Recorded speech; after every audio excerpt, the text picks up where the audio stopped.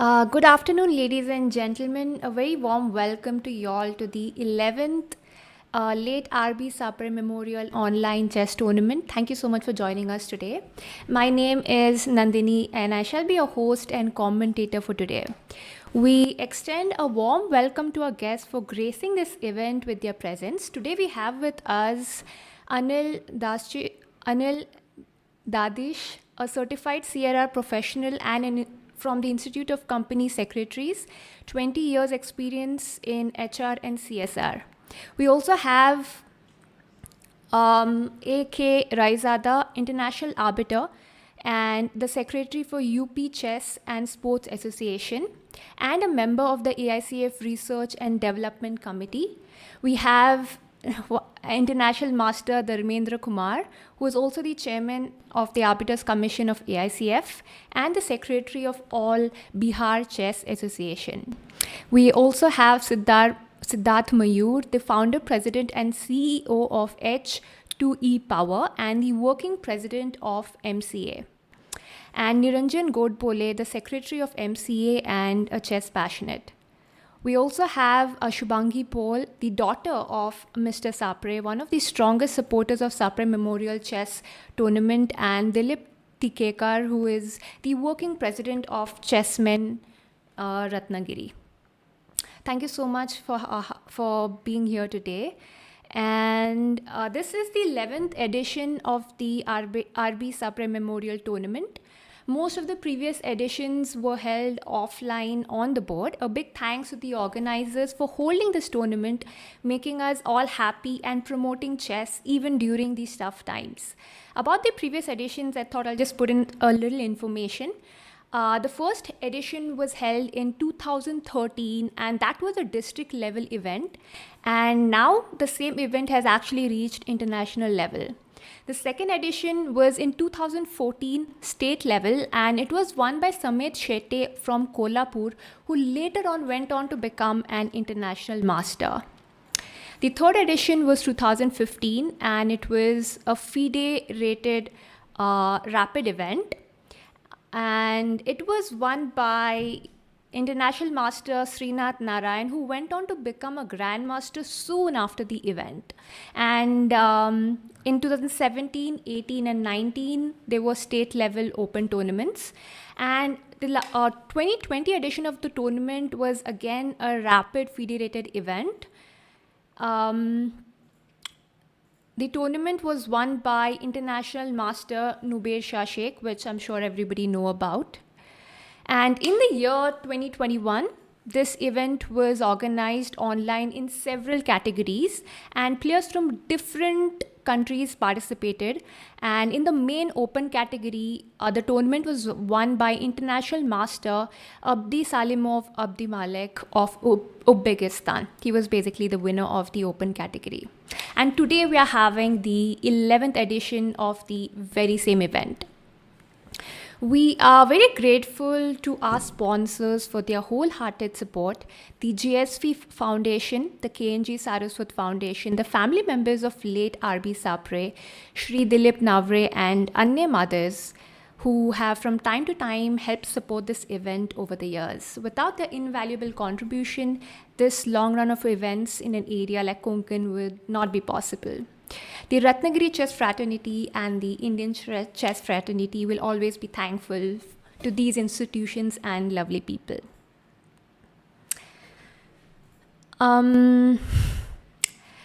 Okay, and I don't think everybody, all the participants actually have an idea about Ramchandra Bhargav Sapre, that is R.B. Sapre. The tournament is held in his memorial. So he was basically from Ratnagiri district in Maharashtra, and he was a pure talent to the game of chess. Without any formal training, he went on to become one of the greatest chess players of the country. So he was the first national champion of India. And this question is definitely worth a crore in KBC, so never forget the name Ramchandra Bhargav Sapre. As a player, some of his achievements include he was the Bombay chess champion for some years. He was also the Maharashtra chess champion for some years and also the national champion of India, as already mentioned. Along with being an exceptional player, R.B. Sapre was also a wonderful organizer and coach. As an organizer, he was the member of the managing committee of the Bombay State Chess Association and Maharashtra Chess Association. He was also the secretary for the same. And he worked for India's entry into the Chess Olympiad in 1956. And as a tournament director, he also held some national championships. And as a coach, he coached in Roy and Podar College, Mumbai for 5 years. He also coached the 3 legendary Kadidar sisters who were WIMs for some time, and also coached our international master Arun Vaidya for some time. So, along with being an exceptional player, organizer, and coach and author, his analytical abilities were on another level. He was invited as a guest to the USSR Championship to witness the Botvinnik-Smyslov World Championship match in 1954. So, this was some information about the tournament, the guests, and about the legendary R.B. Sapre himself. And I'm really thankful for everybody who has joined us here today, the sponsors, the players, and our guests. And yeah, Vivek sir, I think you can take it on from here. Yeah.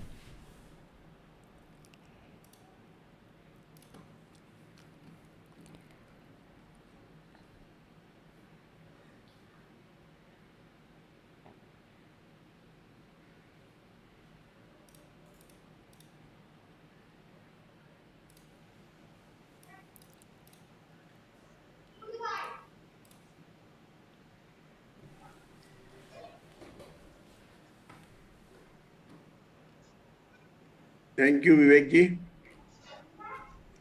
कि आपने मुझे एक opportunity दी।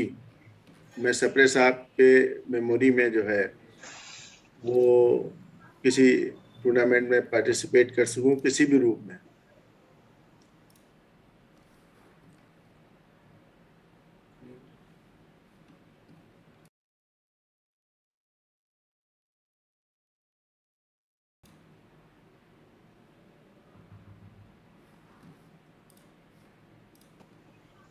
और किसी भी प्रतियोगिता के लिए ये बहुत शानदार समय होता है कि वो लगातार 11 साल तक आप कंटिन्यू कर पाए। पहले साल से दूसरे साल जाना मुश्किल होता है, दूसरे से तीसरे, और लगातार 11 साल तक आप इस प्रतियोगिता को चला रहे हैं, ये बहुत बड़ी क्रेडिट की बात है। और जो इसमें प्रतियोगिता ही नहीं कर रहे हैं, आप पूरे महाराष्ट्र को और पूरे हिंदुस्तान को एक मैसेज दे रहे हैं कि किस तरीके से हम लोग कोविड के इस पैंडेमिक में और इतनी टफ कंडीशंस में भी हम चीज़ों को अच्छा कर सकते हैं, चीज़ों को अच्छी तरफ ले जा सकते हैं। मेरी शुभकामनाएं हैं आयोजकों के लिए। निरंजन जी को देख करके बहुत अच्छा लगा, और सिद्धार्थ जी आप लोग बहुत बढ़िया कर रहे हैं उसमें महाराष्ट्र में, बहुत क्रेडिट की बात है ये। और रत्नागिरी बहुत खूबसूरत जगह है, हमारा जाना हुआ है वहाँ, और शतरंज के क्षेत्र में भी इतनी खूबसूरत है, ये जान करके मुझे बहुत अच्छा लग रहा है। तो मैं अधिक समय न लेते हुए आप सबका आभार प्रकट करता हूँ कि आपने मुझे मौका दिया, और बहुत बहुत शुभकामनाएं इस प्रतियोगिता की सफलता के लिए। Thank you, sir. Thanks a lot. Now, as everyone knows, for any event, we need sponsors. Without their support, we cannot organize many events at this stature. So I now request Anil Dadit sir from JSW Foundation to express his views, his future plans. He's very experienced CSR person, having experience of more than 20 years. So Dadit sir, over to you. Yeah, thank you everyone, and good afternoon everyone. Actually, when I see the list of the opening people here, actually I feel I'm odd in something in this group. But then we are supporting this tournament from last 3 years, and we are a little bit excited because this tournament moved to international level, and we don't want to stop here. As a JSW, we always encourage the people in the sports and other livelihood areas also As you know that the JSW is also having the International Institute of Sports at Bellary. And one of our product is Neeraj Chopra, who has been trained at the IIS Institute at Bellary, and he won the gold medal from the India. Now, chess is one sports which we are now not shifted to foundation area right now, but we are working with the district level, and then now with the vision of Sapre and the people who are in the Ratnagiri, they have done a tremendous good job that they are moving this tournament to the international level. I want to give a congratulation to everyone, those who are participating in this. And also, I want to acknowledge people, those who are organizing this, because in this period, in this COVID period, organizing this event is also important, and it's not a small thing. So I really acknowledge all the people who are actually organizing this event, so that other people are playing it. As per the chess concern, we are the leaders in the international era. I also spoke that we are interested to create a revenue model in the future. Like we can create some BPO at Ratnagiri or this location, and as a social service, we want to train other people across globe. And if this can be possible, that in this chess can be actually a bigger game in the international level. Now we have BPOs, we have setup, we have everything, but some people need to come out and take a lead and see that we can train other people in the world. And this is a huge opportunity for everyone, because there are a lot of students, there are a lot of people who are waiting from India that they want to train themselves. And there are a lot of people they are doing individually, but if you can create some structure where the plan way we can create some team, and then they can earn money in India and also train the chess. So this is also one new thought which I discuss with the people, those who are organizing. And if you can able to achieve this, I think that Sapre ji ka jo sapna hai, jo future hai, wo hum pura kar payenge. With this note, I will not talk more because there are a lot of people are there and people are waiting to play. But I want to give a best of luck to each and every player here. Like they must play with the sportsmanship and learn, and also pass on this knowledge to the other, because once you play this, your intellectual level also increases. So science, and there are a lot of things related with the chess comes. So let us work together and create a future for a better India. Thank you, Anil sir. Thanks a lot. Thanks a lot for your continual support, and definitely we will look forward for some opportunities like chess in school and all other projects that we discussed. Yeah. Now I request Chairman of Arbiters Commission, International Arbiter Dharmendra Kumar sir, to express his views about the event. Over to you, sir.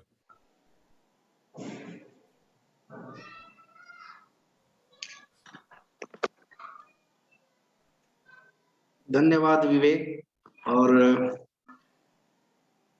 RV Sapre Smriti online rapid tournament में आज जितने भी हमारे गणमान्य अतिथि उपस्थित हैं, यहाँ सिद्धार्थ भाई, निरंजन जी, राजादा साहब, सप्रे साहब के परिवार के जितने भी सदस्य हैं यहाँ, उनकी जितने भी प्रायोजक हैं, अभी अनिल दादी साहब बोल रहे थे JSW फाउंडेशन से, चेसमैन रत्नागिरी के जो प्रेसिडेंट हैं दिलीप भाई, और जितने भी हमारे ये छोटे भाई सब हैं और मित्र सब हैं यहाँ सब लोग, और जितने प्यारे बच्चे हैं हमारे, और सबसे पहले तो मैं धन्यवाद देता हूँ चेसमैन रत्नागिरी को। आपने मुझे इस मौके पर बुलाया, मुझे यहाँ उपस्थित होने का सौभाग्य मिला। निश्चित रूप से ये हमारे लिए बड़े गौरव की बात है कि हम उस परंपरा के वाहक हैं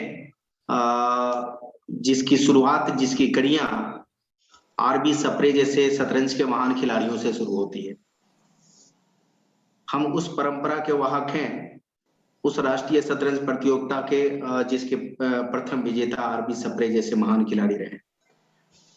और देश पूरे राष्ट्र को अभिमान है, गर्व है आरबी सप्रे जैसे महान खिलाड़ी पर।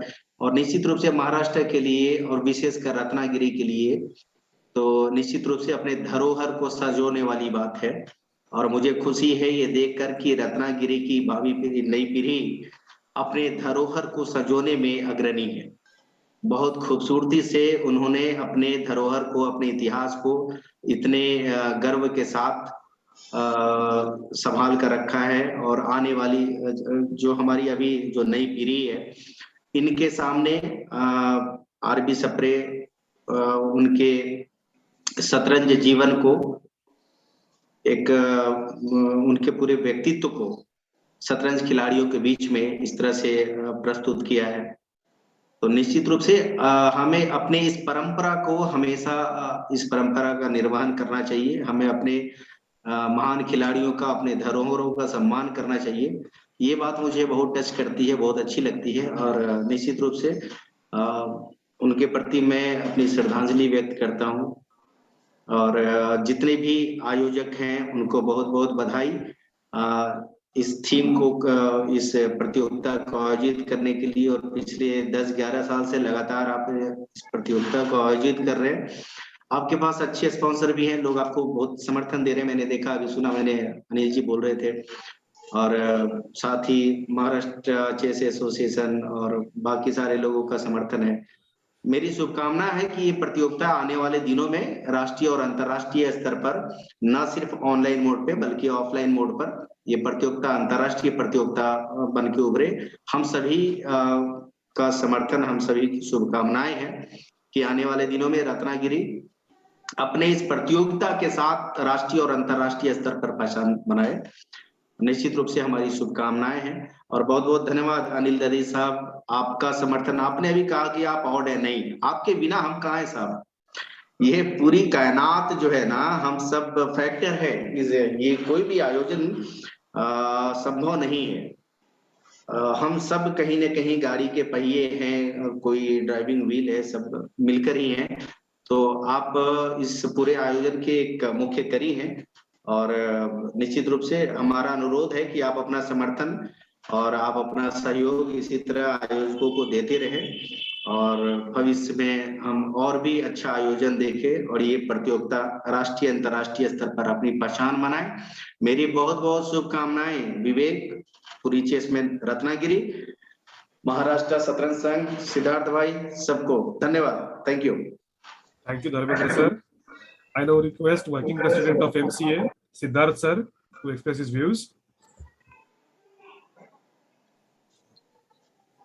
Thank you very much, Vivek. I'm sorry, I'm driving, therefore my mask is on. Event today, and I want to at first welcome our colleagues and friends from AICF, Raizada ji and Dharmendra Kumar ji. And also want to start with thanking Anil bhai from JSW. And जो धर्मेंद्र भाई ने बात कही that हम सारे गाड़ी के एक पहिए है, we are all parts of the vehicle, but in case of what JSW is doing, they are providing the fuel to that vehicle. So I think you're doing a very, very important and very thankless job, I would say, for the chess fraternity. And we as Maharashtra Chess Association, and I also say this on behalf of All India Chess Federation, will be eternally grateful to you always. Coming to the event today, Sapre sir's contribution, and to be very honest here, I was not completely aware of the great work that Sapre sir has done for chess. We always hear about the event, but I should thank Nandhini for giving that very good summary and a brief about the work that Sapre sir has done. And I think that is the legacy that we have to carry. And all of the students or children playing here today, or from India, Maharashtra, and even internationally, we always, encourage people to play to win. But today, I would encourage all of you to play for the legacy of Sapre sir. And if all of us can be as dedicated and as committed as Sapre sir was, I think all of us will write a new chapter in the history of chess. In life, it's always an individual who makes a difference. So it was a Sunil Gavaskar who made a difference to cricket, or a Sachin Tendulkar, or a Vishwanathan Anand for chess. Vidit of late is the rising star. So all of you have that potential to make that difference. And people like the legendary Sapre sir have to be our inspiration, and we have to work along with them, along with this inspiration, to make sure that we contribute to the game. So I would, thank Vivek for inviting me for this event. I think this was an big eye-opener for me also, in terms of knowing what is happening with Ratnagiri Chess Association. And kudos to all of you.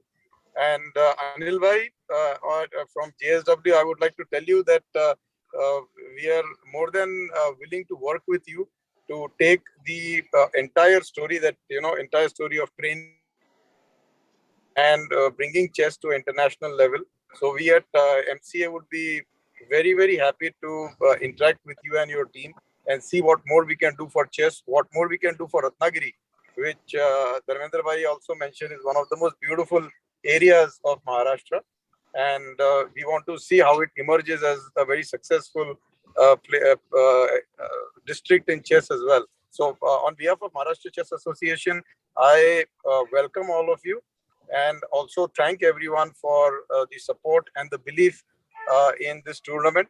I'm sure from next year we would do it in an offline manner, and we can do something phenomenal with this tournament and promote the legacy of Sapre sir. I also take this opportunity to thank the family members of Sapre sir who have graced the occasion today, and they are also supporting the game. And I want to assure everyone that we will continue to carry this legacy, continue to do the work as MCA and also as AICF to bring more and more glory to the game of chess. So thank you very much once again, the organizers, the sponsors, the arbiters, Vivek and your team, and all the players who have joined here. All the very, very best, and do well. Thank you. Thank you, Siddharth sir. Now I request Secretary of MCA, Niranjan sir, to express his views.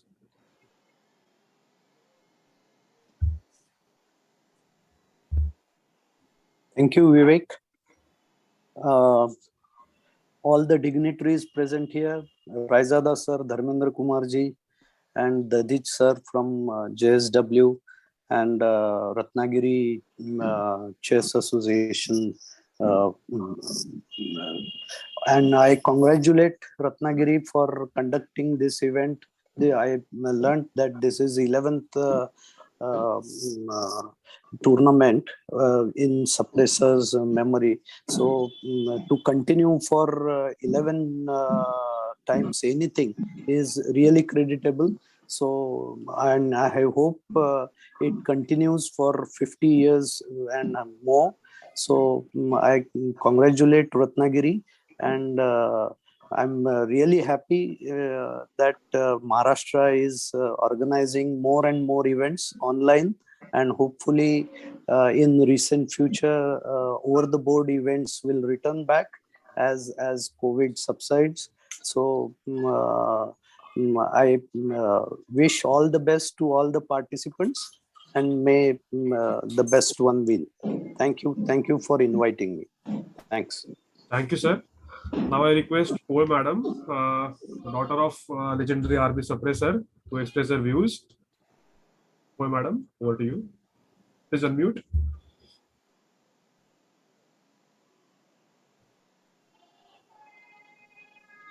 Hello. Yeah, we can hear you. Namaskar. Being a Maharashtrian, I will speak in Marathi. Nice. And since this tournament is held in Maharashtra, I will prefer to speak in Marathi. मी रामचंद्र सप्रे यांची मोठी मुलगी शुभांगी पोळ. रामचंद्र सप्रे हे माझे वडील आणि मी त्यांची ज्येष्ठ कन्या आहे. ऑनलाईन टुर्नामेंट ही रत्नागिरीने आयोजित केलेले चेसमॅन असोसिएशननी त्यात सहभागी होणाऱ्या सगळ्या खेळाडूंचं मी स्वागत करते आणि त्यांना शुभेच्छा देते. रामचंद्र सप्रे टुर्नामेंटमध्ये सहभागी होणारे सगळे खेळाडू मला वाटतं रामचंद्र सप्रांच्या नातवंडांच्या किंवा पतवंडांच्या वयाचे असतील. त्यामुळे रामचंद्र सप्रे यांचं नाव आणि त्यांचं कार्य त्यांना माहीत असणं जरा कठीणच आहे. आणि त्याचं तसं बघितलं तर लोक म्हणते की ते काय पहिले राष्ट्रीय चॅम्पियन होते, बुद्धिबळ चॅम्पियन होते, किंवा त्यांनी ऑलिम्पियाडला पहिल्या बोर्डवरती ते खेळले होते 1955 साली असं म्हणतील. पण त्यांना कुठलाही पुरस्कार नव्हता राजकीय मिळालेला किंवा कुठलाही सरकारी मान सन्मान मिळाला नव्हता. त्यामुळे त्यांना त्याची असं वाटलं की योग्यता कशी काय, आम्ही त्यांचं मोठेपण कसं काय जाणायचं. तर त्याच्यासाठी आम्ही खेळाडूंना मी सांगेन की तुम्ही 100 वर्षापूर्वीचा चष्मा घाला आणि त्या चष्म्यातनं त्यांच्या कार्याकडे बघायला पाहिजे. तो काळ होता तो स्वातंत्र्याच्या पूर्वीचा, ज्या वेळेला स्वातंत्र्याचा लढा हा फार जोर धरला होता 1940 सालानंतर. दुसरं महायुद्ध झालं होतं. त्यामुळे सामाजिक आणि राजकीय दोन्ही परिस्थिती अतिशय अस्थिर होती आणि तीच परिस्थिती कौटुंबिक आणि आर्थिक पातळीवरती पण होती. बहुतेक तिथे त्यावेळेला आरोग्य सेवा सुद्धा एवढ्या चांगल्या नव्हत्या. त्यामुळे बहुतेकांचे आई वडील लवकर गेलेले असायचे, कोणी काकाकडे, मामाकडे, मावशीकडे वाढायचं. त्यामुळे घरून बॅकिंग आर्थिक पण असायचं आणि कौटुंबिक पण नसायचं. आणि अशा वेळेला एखादा खेळाडू किंवा गायक किंवा अभिनेता आपल्या आवड ओळखून त्याप्रमाणे जर जीवनात जगायचा त्यांनी प्रयत्न केला किंवा जगायचं ठरवलं तर ते कठीण असायचं किंवा त्याला खूप संघर्षाला तोंड द्यावं लागायचं. खूप वेळा कुटुंबात आणि समाजात म्हणायचं की तो वाया गेलेला आहे, त्याच्या नादी लागू नका, तो छंदीफंदी आहे. पण अशा वेळेला त्या सगळ्या पातळ्यांवरती संघर्ष करत आपला मार्ग स्वतः निवडत पुढे जायचं, हे आत्ताच्या पिढीला हा संघर्ष कळणंच कठीण आहे. कारण आता आई वडील त्यांच्या पाठीशी असतात, सगळी साधनं पाठीशी आहेत, आर्थिक मदत सगळीकडनं मिळत असते आणि त्यामुळे हा संघर्ष याला फार महत्व दिलं पाहिजे. आणि त्यावेळेला आपल्याला त्यांचं त्या पिढीचं मोठेपण कळतं की जो वेगळा मार्ग निवडून जे पुढे जातात ते. त्याच्यामुळे मला आत्ताचे ते तरुण खेळाडू आहेत त्यांना मी त्या काळात जाऊन बघायला सांगते आणि त्यांचं मोठेपण बघायला शिकवते. दुसरं एक असं आहे की हा बुद्धिबळ हा गेम होता आपला खरा, आपल्या भारतातला आहे ओरिजिनली, पण तो फोफावला रशियामध्ये. कारण का तो सरदारांचा, राजांचा असा गेम समजला जायचा, श्रीमंतांचा गेम समजला जायचा, वेळ असणार, पैसा असणाऱ्यांनी खेळायचं. पण तो सामान्य घरामध्ये नेण्याचं काम या पिढीने केलेलं आहे, सप्रेच्या पिढीने केलेलं आहे. खेळाडूंशी खेळत त्यांनी स्वतः आपलं दर्जा वाढवलेला आहे खेळाचा. त्यावेळेला कोचिंग क्लासेस नव्हते, ट्युशन तर अभ्यासासाठी सुद्धा ट्युशन नसायची, तर खेळासाठी काय असणार. तर तशा वेळेला पुस्तकं पण नव्हती आणि जी फॉरेनची पुस्तकं अवेलेबल होती ती घेणं परवडायचं नाही. अशा वेळेला एकमेकांशी खेळत आणखी स्वतः डेव्हलप करून ते पुढे गेलेले. तर म्हणजे त्या काळातली सगळीच पिढी तशीच होती. तर हे त्यांचं वैशिष्ट्य आहे. दुसरं वैशिष्ट्य हे ओळखून वडिलांनी माझ्या इंडियन एक्सप्रेसमध्ये रविवारची जी पुरवणी असायची संडे स्टँडर्ड, त्याच्यामध्ये 45 वर्ष चेसवरती कॉलम लिहिलेला आहे. 45 वर्ष म्हणजे वर्षाचे 52 आठवडे आणि 45 वर्ष म्हणजे 2340 गेमवरती त्यांनी अनालिसिस करून लिहिलेले, विश्लेषण करून. हे जर गेम इंडियन एक्सप्रेसने प्रसिद्ध केले, त्याचं पुस्तक किंवा ऑनलाईन किंवा एखाद्या संघटनेने प्रसिद्ध केले, तर आत्ताच्या खेळाडूंना खूपच त्याचं मार्गदर्शन मिळेल त्यांच्याकडनं. कारण त्यांच्या लेखाची वाट बघत असायचे लोक. मला इथे टिकेकर पण आठवतात, ते त्यांनी पण सांगितलेले त्यांच्या लेखांवरून आम्ही शिकलेलो आहे. आणि त्यावेळेला वर्तमानपत्र हा एकमेव प्रकार असा होता की जो देशभर जायचा, फोन वगैरे नव्हते आणि ते वर्तमानपत्र वाचून लोक वाट बघत असायचे. अभिजित कुंटे ग्रँडमास्टर, त्यांचे सर जे फडके, त्यांनी पुण्यामध्ये पहिल्यांदा क्लासेस सुरू केले, ते आर्मीमध्ये होते. ते त्यांना 3-4 दिवसांनी संडे स्टँडर्ड मिळायचा आणि ते म्हणाले की आम्ही त्या पेपरची वाट बघत असायचो आणि त्याच्यावरनं मी शिकलेलो आहे बुद्धिबळ.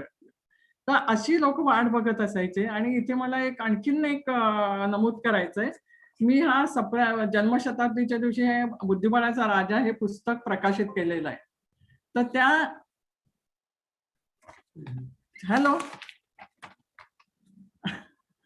Battery low. हॅलो, ऐकू येते? हॅलो, हा ऐकू येते ना?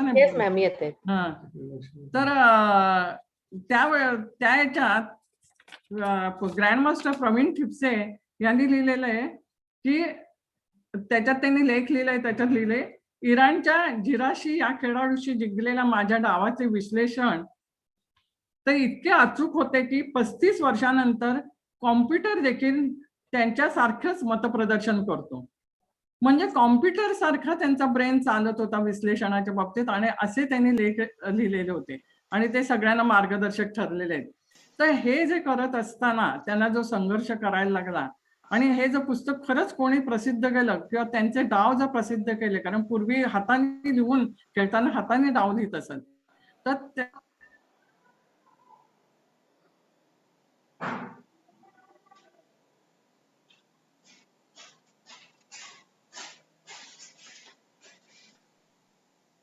disconnected. Wait. Yeah, I think she's disconnected. Okay, so I will request Dilip Tikekar sir to go for the vote of thanks. नमस्कार, मी रत्नागिरीचाच आहे, प्युअर मराठी माणूस आहे. मी पण मराठीतून बोलणं पसंत करेन. पहिली गोष्ट सांगतो, चेसमॅन या संस्थेचा मी संस्थापक आहे. 21 वर्षापूर्वी आम्ही संस्था स्थापन केली. खूप अडचणीतून पुढे पुढे गेलो. हाती पिशव्या घेऊन जायच्या, बोर्ड लावायचे. आज आम्हाला जरा चांगले दिवस आहेत, कारण आमची ऑनेस्टी आणि आमचं कार्य बघून अनेक प्लेयर आम्हाला सांगतात की रत्नागिरीला खेळायला येणं आम्ही पसंत करतो, कारण अतिशय शिस्त, वेळच्या वेळी जेवण, वेळच्या वेळी चहा, सर्व आम्ही त्यांच्या सोयी बघतो. आणि मला आनंद वाटतो की चेस कल्चर क्रिएट करण्यात मी थोडा बहुत यशस्वी झालोय. आज रत्नागिरीत 50 लोक येतात चेस म्हटल्यावर. तर हे 20 वर्षाचं फळ आहे. 21 वर्ष आम्हाला झाली पूर्ण. आणि खूप लोकांची आर्थिक मदत झाली. आर्थिक मदतीशिवाय काही करता येत नाही. जिंदाल कंपनीने आम्हाला खूपच चांगली मदत केली. त्यांच्याकडून मी अपेक्षा ठेवतो पुढे पण भविष्यात त्यांनी अशी मदत करावी आणि आमची संस्था नावारूपाला आणावी. आणि सर्व इथे ते खेळाडू आहेत. मी जास्त वेळ घेत नाहीये, कारण माझं लक्ष आहे घड्याळाकडे की आता हळूहळू खेळ सुरू होण्याच्या अवस्थेत आहे. तर मी सर्वांचे उपस्थित मान्यवरांचे पहिल्यांदा आभार मानतो. प्रत्येकाचं मी नाव घेत नाही. आणि सर्व खेळाडू ज्यांच्यामुळे हा खेळ होतो त्या खेळाडूंचे आभार मानतो. फक्त मला एकच मेसेज आहे, खेळाडूंनी स्पोर्टिंग नेचरनं खेळावं. कुठेही हे करू नये, खेळाडूपणाला डाग लागेल असं वागू नये, तरच त्याच्यात आनंद असतो. आणि एवढं बोलून मी माझं भाषण संपवतो. Thank you, Tikekar sir. Thank you all the guests, Raizada sir, Anil sir, Dharmendra sir. Thank you for joining in. All the players. Now we will just go for the technical meeting. Mangesh sir.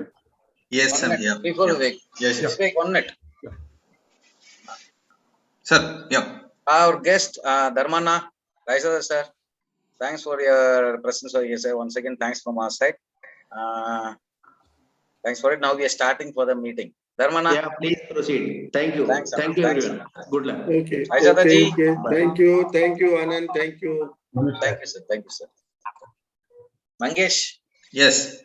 Now we can please start. Yeah. Thank you, sir. Yeah. Okay, please. Good afternoon. We're going to start our technical meeting immediately. I hope you all ready. Please pay attention to my PowerPoint presentation, so you will all come to know what are the rules and regulations you have to follow during the tournament. Yep. Directly we are going to start. I will not going to explain how that Tornado works and how you supposed to join, because it's already been explained to you guys. So this tournament will be like 2 days. It's under 8, under 10, under 12 and under 14 in open groups. So all will go simultaneously. It will be like 2 days competition. Today we will have some rounds and tomorrow also we will have the remaining rounds. I will share with you the schedule of the tournament at the end of this PPT PowerPoint presentation.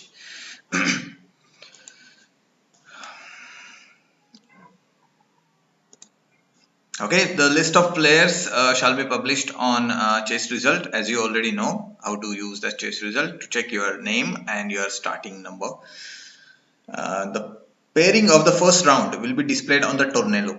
I repeat, the pairing of this tournament will be shown on the Tornado, not on the chess result. Only list of players will be on the chess result. All the pairings will be shown on Tornado itself. And once the tournament gets finished, the final ranking will be displayed after 48 hours of the completion of the event. As you already know, the Tornado is our online platform, so games will be played on Tornado. Each and every round will be on the Tornado. And I hope you all join on the Tornado and in your respective groups. You can check in the event summary page, left hand side, so you can find the Sapre Memorial and you can find your concern age group. If you're playing in under 8 is written there, under 10 if under 10. So I request all the players to cross check that point. Okay, so video conferencing system, as you know, and I repeat, after this technical meeting, we're going to start our tournament on the same Zoom meeting, but this meeting will be ended. I will end the meeting and then we will restart the same meeting for the tournament. Okay, so this is just for your technical understanding of the tournament. So this Zoom meeting is your video conferencing system. We are going to use the same, and you have to rename, as we already know and you're familiar, that your age category first and your starting number and your full name, like first name and the last name, have to mention on the Zoom, so we can send you to the breakouts.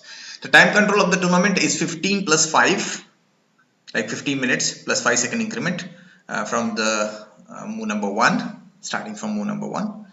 I hope you all chess players and you already know with this basic part.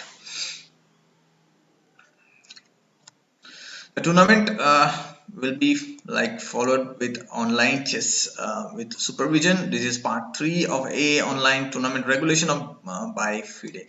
I request all the players not to do anything on the screen, please. Thank you. System of play. This tournament will be according to the FIDE online chess regulation, and it will be like Swiss system. The pairing will be made on the same Tornado by Java 4, which is FIDE approved system. Pre-move is not permitted. Please note this. The pre-move is not allowed. Automated draw. The pair of this various positions automatically declared drawn by the server. Yeah, please. Make sure you are not doing anything on the screen, please. Thank you. Yeah, 50 moves rule and the 3-fold repetition rule will automatically enforce. Just check this slide. You can understand the important part, like this overriding the chess result. I'll just not explain everything, but chief arbiter, we have a lot of categories, so we have different chief arbiters here. Chief arbiter with the consultation to the Tornado arbiter will modify the result, if any, which is given by the server. Okay, you must be knowing this part. Yes. Okay, so this is automated draw in force. I hope you already familiar. If not, you can take the screenshot of the same. This will be automatically enforced by the servers, automatically claimed by the service. Only 50 moves rule and 3-fold repetition will be automatically enforced by the server. Other, if you understand this point, like K stands for king, N stands for knight, versus king plus knight, and you can the server is automatically giving the draws. But if any changes, the chief arbiter with the consultation to the tornado arbiter will modify the results. These games will be scored as a draw automatically by the server, but the scores of this competition, even though this is not according to our FIDE laws, then chief arbiter can modify the results if any. This is just for your information. This is our tiebreak system. Buchholz cut 1, Buchholz all, Sonu Jambarder, they encounter and get a number of victories, including forfeits. We are going to follow. The next point is very important, so you please pay attention on this. Protest shall be submitted to the chairman of appeal committee within the 15 minutes after the round, together with the protest fee of rupees 1,500 rupees. Protest fee will be refunded if the appeal is upheld. So we have this appeal committee here, including international arbiter Swapnil Ji Mansood. We have FIDE arbiter Praveen Ji Thakre. We have international arbiter Vivek Ji Soni, and we have fair play committee, fair play team, which will going to review your games and take any actions if any. Is FIDE arbiter and FIDE instructor Mangesh Gambhire, and then FIDE arbiter Ajinkya Pingade, and international arbiter Anand Babu sir. Yeah, if any player is doing something on this, please make sure you're avoiding this part. Thank you. Yeah, who is that person who's drawing the pictures in this? Can you please clear it off? Yeah, I just disabled the part. Yeah, no issues. But it's not getting clear. You remove that participant, man. No worries. Sure. I'll just remove the one. What is this? This is your total indiscipline activities happening over there.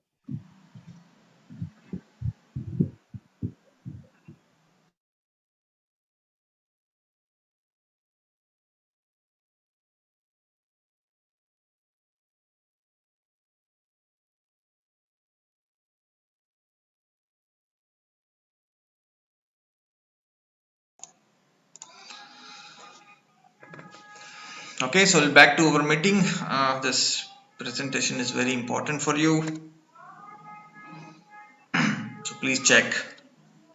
The communication will be done by two different ways. One is Zoom chat and the second one is arbiters chat on Tornado. I hope you are already familiar with this. Players shall not be permitted to contact anyone other than arbiters during the course of the game. Try to avoid any verbal chat with the Zoom arbiter. It may disturb to the other players. But if any emergency, you can send him the message in the chat box of Zoom, and then he can immediately reply you for the same. Any assistance is required. Zoom arbiters are your friends. They can help you out in the emergency.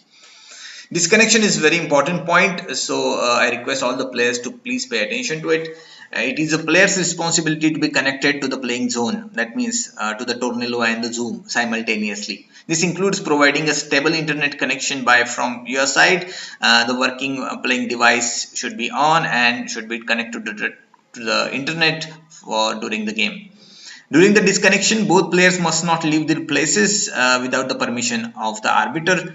If you are disconnected, if you are in the Zoom and you are disconnected from the Tornado, please inform to the Zoom arbiter immediately. And if you are not in the Zoom and on the Tornado, please stop your moving and immediately mention by pressing the call arbiter button that you are not connected. And please, if you want any help during this process, you can immediately join within the 3 minutes of zone. If you are disconnected, I repeat, you have to join within 3 minutes. Thank you. So supervision, if required by arbiters, they will ask you if you are playing on the top boards and arbiter thinks that your second camera is required or second device is required during the matches. So you will have this second device, like you can see this image where your second device has to be located like 45 degree to your screen, and arbiter has to visualize you movement of your hands as well as the screen.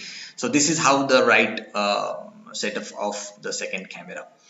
The front camera, which is you are using right now, and the second one, which if arbiter requests you, you have to make the provision of the same immediately. Microphones and videos should be open. Please note this point. This is already mentioned in the circular as well. So microphones and videos should be open during the game, and screen sharing must be on. Right? It is not allowed to any players to use headphones. I repeat, this is not allowed for any players to use headphones or any virtual backgrounds. Okay, so this is very, very important. Players must be present in the Zoom video call at least 30 minutes of his rounds. Like, you should not leave your place. As we can see, our time duration is like 1 hour. So you have to be there for the entire game, and for the rest time, like let's say if you want to go to the washroom after you finishing your game, you have to take permission from the arbiter, and then only you can leave your place. The players may not turn off their cameras until their games have completed for the day. Disconnection from the Zoom for more than 3 minutes or playing on Tornado will result in a loss of game. If you are not connected to the Tornado, you are not connected to the Zoom, and you are not reconnect to the same within the 3 minutes, you will immediately declare loss for the game by the chief arbiter. He can take strict action against you, and you are not allowed to continue the game further. This is how you should share the screen. Once you go to the breakout rooms, you are allowed to share the screen, and this is mandatory to you all before starting off your game. You should follow these steps. Like step 1, you can clearly see the image. In this image, you can find the step 1. You can click the share screen here on the bottom of your screen. You can find the green button, share screen, and then once you share the screen, and then you go to the step 2. You can find the full screen here. This is what written here, screen. So you have to click on full screen, not to share any other videos or any other windows which is open in the browsers. You have to click the full screen, which is step 2. You can check this. Then you have to click the screen, and then you have to follow the third step. The first step is clicking the share screen. Second step is clicking the full screen. And third step is share, which you can find the button over there. You can just share, and the screen is visible to the arbiter in the Zoom. Okay, so once you go to the breakout, you will follow all this. I'll quickly go to the next part. The screen share, once you shared, please note that if your this taskbar has to be visible to the arbiter. What is mean by taskbar? The bottom of your screen, you can find a bar where your icons are there. Like only Chrome and the Zoom icon has to be there, not any other icons. Let's say once PDF is open, the PDF you have to close or remove that icon or turn off that icon. And if any Bluetooth is on, you should take it off. If you are using only one screen is allowed, so you should only use the one screen. And if you're having some bookmarks also, you just take off the bookmarks. Which bookmarks bar, you can just right click over it, and then click on the show bookmark bar. It will be disabled then, and all bookmarks will be gone. This is the Tornado tips. If you're new to the Tornado, to avoid mouse slip, you can just go to the game preferences setting and go to the like move confirmation, and if you click on move confirmation, it will ask you every time when you play the move. Let's say you play the e4 and it will ask, Tornado will ask, let the move is confirmed, then you play yes. If you click the S, then you can it will continue to play that. So it is just for your dragging of pieces. Let's say if you are dragging a piece and it will fall down on one square, if you want to go with your queen and want to reach to the f7 square, it is not going there, and you are left that piece on the f5, and then this will just a kind of a mouse slip. To avoid this, you can use that game preferences and move confirmation part. If not, yes, okay, no problem, you can use to it that no issues with that if you are not comfortable with it. You can if the screen is broad, you can just reduce the size of the screen by pressing the control minus. If the screen is too short, you can just press control plus. You can maximize the size. Do not share this Tornado password with anyone. Simultaneous multiple connection is not allowed. Please note this. This will result immediate loss of the game. So you should have only one account and one playing on one device. You will have Zoom and Tornado simultaneously running. Players Tornado.com username must match with the username that was used during the registration. You may not play on private account or secret account. This is very important and mandatory to all players. This is the final part, the tournament schedule. The tournament will soon going to start. We will have this like plus 5 or plus 10 minutes. So first round will start at 4:30 or around 4:40 or something, but your schedule will be like 1 hour for one round. So first four rounds we'll having today, like Saturday, 5th of February, 4:30, 5:30, 6:30 and 7:30. And we will have the remaining rounds like 5th, 6th, 7th, 8th and 9th on 6th of February, like this is tomorrow, Sunday. 3:30, 4:30, 5:30, 6:30 and 7:30. So for tomorrow you have to join well before time, like half an hour before. And today if there are 4 rounds, so you should not leave the meeting during this part. Okay, this is very important that all rounds will be on the as per schedule. We will try to follow the schedule. So all are requested to cooperate with us. So this is it, I guess. All are requested to follow this, and all other instruction already given by the organizer. I will not waste your time with this, but we will soon going to stop this meeting. Yes, sir. There's no trial round. Directly we are going for round. Ask the participant to just join the Tornlo again. Yeah, very We are correct. ending the meeting. Yes, so we are ending the meeting, players, as I already previously mentioned with this. We are ending the meeting, but you have to rejoin the same meeting, and you have, if not joined to the Tornello yet, please make sure you are joined. Yes, over to you, Vivek sir. Thank you, guys. Please leave the meeting and join in from Tornello again. Okay, thank you. We are ending the meeting. Arbiters, please join the meeting with your age group. It is already there on the arbiters group. Please join in.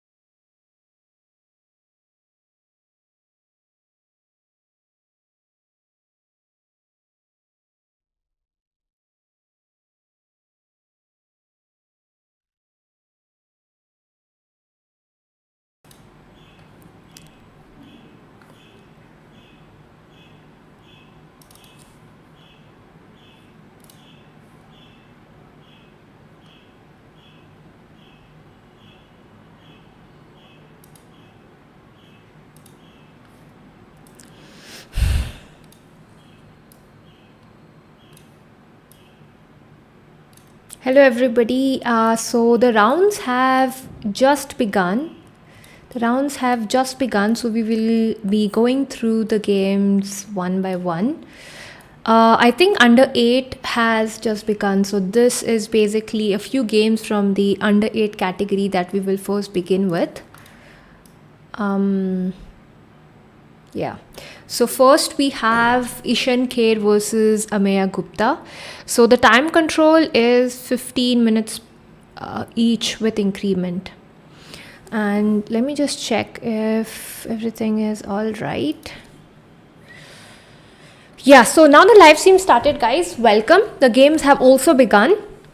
And first we shall be starting with the under 8 category because the other categories have not yet begun.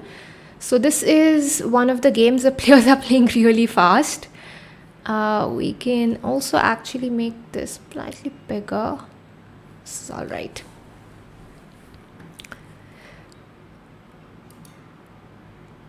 So guys, if you are in the chat and you would like to see any games if for now we are starting with the under 8 category. So if you're in the chat and you would like to have a look at anybody's games, but I think in the top 64 boards only those would be considered. If it's not in the top 60 boards actually, I think there'll be about 60 boards, but you'll have to give me the board number too. Without the board number it would not be possible.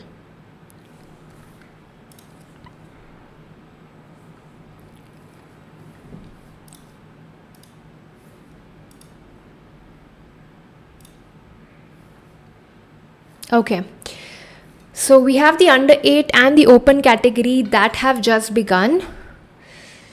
Under 10, you would have to give me the board number, Shruti, because right now just the under 8 and open have begun. So going through a few more games, we have Neun Gupta playing against Sai Vupula Jatin, and I think... Okay, so here the queen is under attack and c3 is played. That's a good move.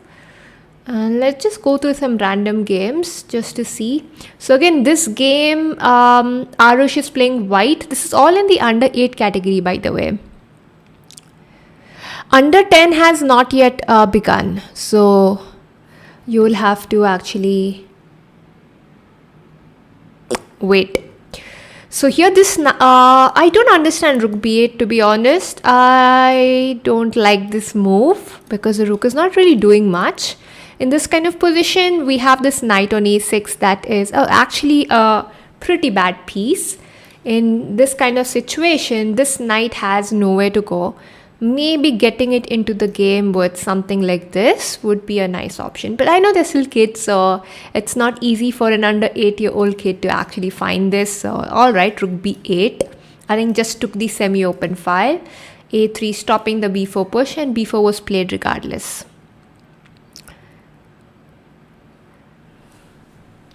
Guys, all games have not yet begun. So just keep that in mind. And I will be getting the links to the games and we shall be having a look at it. Okay, so this is the open category, and game 1, I think one of the boards is already over. As you see, there is a checkmate on the board. We'll have a look at the other board. e5 has been played. All right, so we'll just go through the opening. Queen e2, knight there, d4. Okay, that is a gambit, I believe so. Honestly, I don't know how white and black, they seem to be very weird. They're not regular moves. Oh wow, we have Aradhya Garg over here. Oh, which Aradhya Garg is this? Because I don't see the players rating, so I don't really know if there's another Aradhya Garg.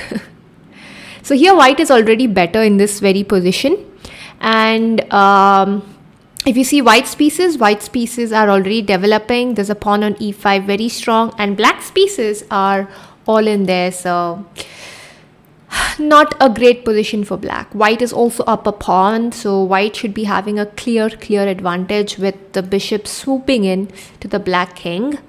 And we also have the under 12 category that has begun. All right, we have the under 12 category that has begun. I just got the broadcast link now. But so we can go through a few games. So guys, you'll have to tell me the name and the board number. Without the board number, I will not be able to check out the game.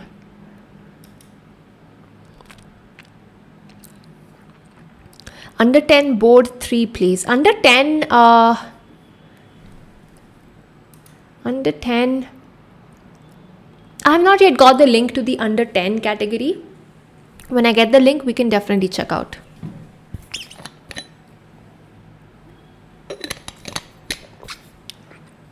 You'll have to give me the board number. I'm sorry. You'll have to give me the board number. Okay, so there should be a checkmate very soon in this game right now because the king moves. There is rook into d8 checkmate and knight into queen into king b8. There are 2 checkmates and there will be a checkmate on the board. This is the under 12 category that I'm actually having a look at right now.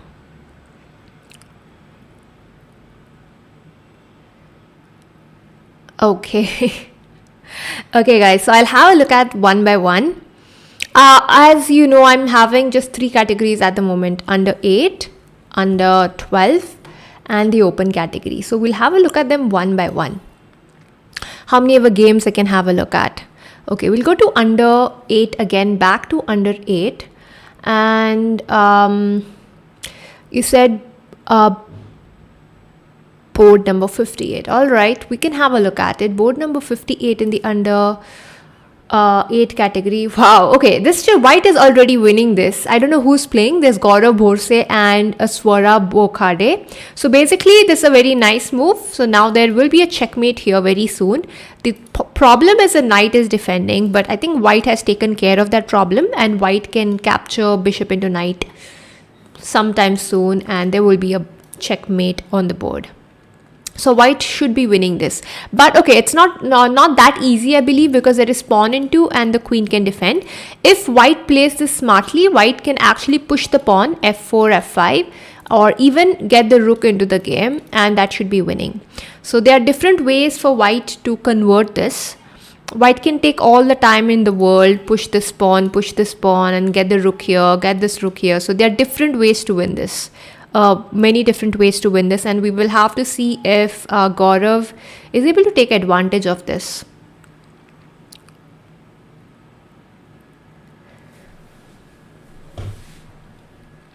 Okay, so this is the under 8 category. It's difficult for me to see the category name. This is under 8, all right.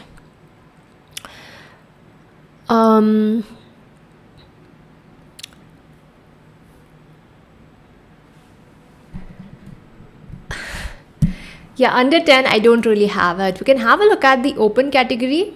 Anybody in the open under 8 and this other categories, I'll still get the links, yet to get the links. So that's the point. I'll get them very soon.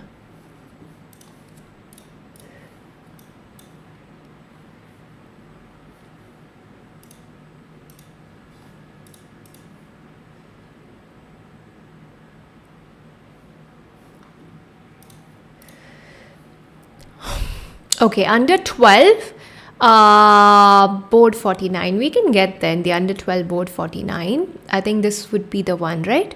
Arul. Okay, fine. So here we have Arul's board. Seems like Arul is actually decent. That's actually 2 rooks for the queen.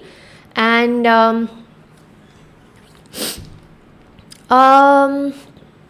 rook e3 is fine. White's idea should be probably to double, get the rook there and maybe capture the pawns if possible. Because I think even though white's king is open, I think white's king is still alright. It's not a problem. I don't know what black is going to do. Black will try to defend the pawns and not give away the pawns. So this is an interesting game actually. 2 rooks for a queen is not something that you get very often. b6, a nice move. So the rook was attacking, the queen is now defending. How is Arul going to continue this? Okay, expected that. But I think black can have a perpetual if black wishes now. If you go back, the queen can come back to c1 and there could be a perpetual on the board. If not a perpetual, the rook has to come back. So there's a high possibility of actually a draw in this particular game. A high possibility of a draw. There's still a queen here if black is interested in a draw.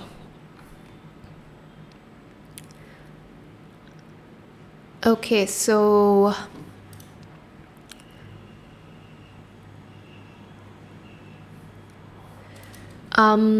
this is the under 12 category right now. Tarun, I'm not getting your point. How to onboard? The board number. I just require the board number. That's it. Swati, I don't really have the under 14 right now. I'll be getting the links very, very soon. So whenever I get the links, we'll go through those. For now, we'll go through the categories one by one. I think we'll go to this. Oh, well, there is a checkmate here. I didn't realize. I thought there was a pawn on h7. Oh, my bad. I thought there was a pawn on h7 and I was talking about queen g7. I misthought there was no pawn on h7. All right. So yeah, that was a one move checkmate. I completely missed that. I missed it. Okay. Okay, so we have board 5, I think is something you are asking for, right? Under 8, board 5. So this is the under 8 category, board 5. Queen d3 has just been played. Knight f6, a nice move by black, trying to trade the queens because black is having an extra knight on the board. Black is happy to trade queens. White says no. Smart decision to not trade actually right away. And yeah, black is obviously better. Black can keep pushing to win this game, and we'll have to see if white can try to hold this. This is the situation right now for board 5. Okay, we'll have a look at a few more random games. Let's say Narendra Agarwal is playing the white pieces. There's an extra queen on the board. White should be winning this. Extra queen and extra bishop on the board. So this should be winning for white. In the under 10 category, we have board 23. All right. If you give me the board number, I can actually definitely go and check it out. Okay. Board 23, we already have a checkmate. So this is the under 12 category though. Board 23, we already have a checkmate on the board. If we go to the open, I'm just going to go to random games. If you guys have anything, you can let me know. Then we have this position, which is pretty equal, but black is slightly better in this position because of an extra pawn and a bishop pair advantage. Two bishops are much more stronger in such positions. The position is an open position and an extra pawn. So black has the advantage, but we don't know if they will be able to convert. Okay. So guys, I have also got the under 14 link now, so you can tell me if any board you want to go through. I can definitely help you out there in the under 14 category. So this is the under 12 and this is the open category. All right, we'll keep open last. So we have under 8, under 12 and under 14. So now I think we've got suggestions for under 14 earlier. We can have a look at that. Could you please put your suggestions again, or if you have any questions regarding anything, I can definitely answer them too. So under 14 is, I think Swati was asking earlier, if I'm not wrong, Varad Desai. Okay, so we'll have a look at board 34. So we have Varad Desai playing the white pieces against Aditya Singla, and white is having a position that's slightly minus, I should say, because black is having extra material over here, and this is just a blunder. I think Varad did not notice that there is a knight there. Would have been a good move if there is no knight, and unfortunately with that blunder, black should be having a clear advantage. Should be upper rook after the knight captures back. That was an unfortunate blunder for Varad in this particular game. Okay, so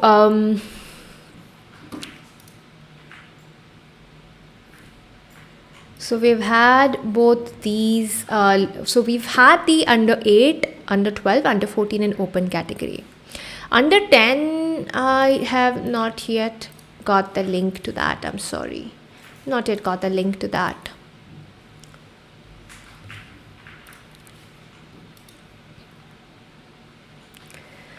I can just go through some random games over here. This is the open category. I think Aradhya Garg is just one Aradhya Garg. I'm not so sure if there's somebody else playing this. But white is obviously clearly should be winning this. It's a beautiful position by Aradhya.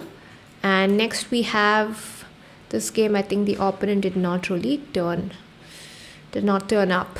All right, we'll go back to the under 14 category.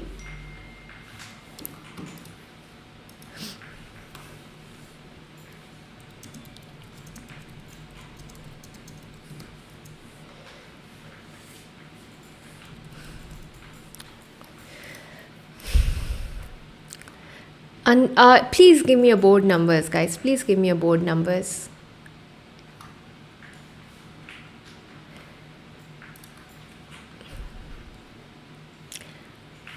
Without a board number, I can't really search for the name. I have too many suggestions and too many games to check. Anyway, I'm just going to randomly go through in the meantime. Oh wait, this game is just over. We have a nice checkmate at the edge of the board. And back to Ishan Kher's game. Okay, this is a nice position because this bishop, black is having an extra piece, but this piece is trapped because of these pawns. So this piece becomes super weak, and this can be captured with the king going there in the future. This bishop is trapped, a very nice bishop trap if it happens to be trapped in the game.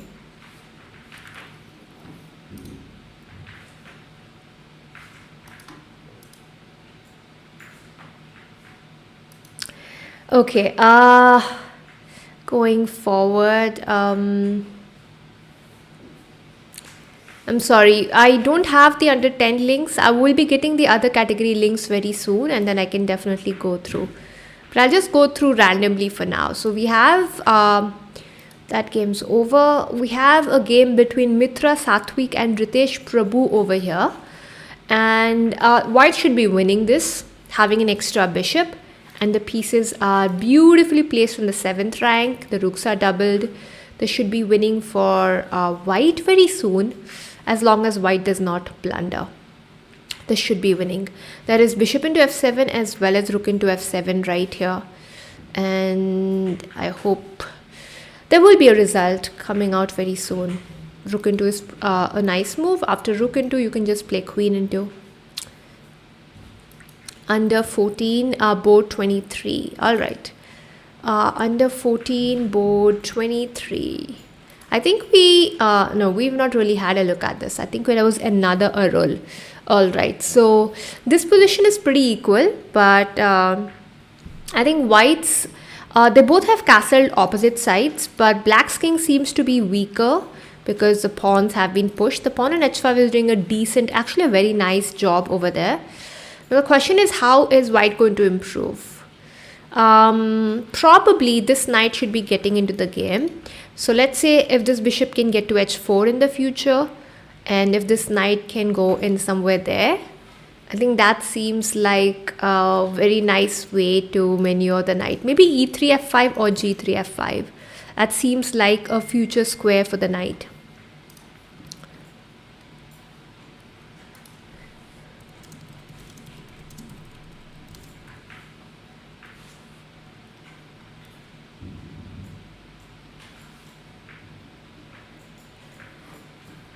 So yeah, very interesting position. Castling opposite sides. It should be fun. But they've agreed to a draw, surprisingly. This would have been a fun game. Both the players have agreed to a draw. Okay, so I have also got the under 10 link. And if you have any game you would like to have a look at, you can also let me know.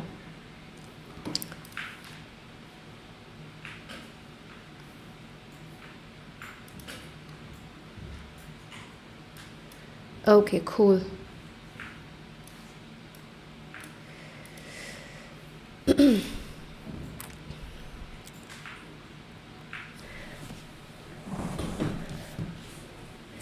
Okay, so board 21, board 15. Now this is the under 10 category. We'll have a look at in order. We'll go to board 15 to begin with. We have Aradhya Baghul, who has actually already won the game on board 15.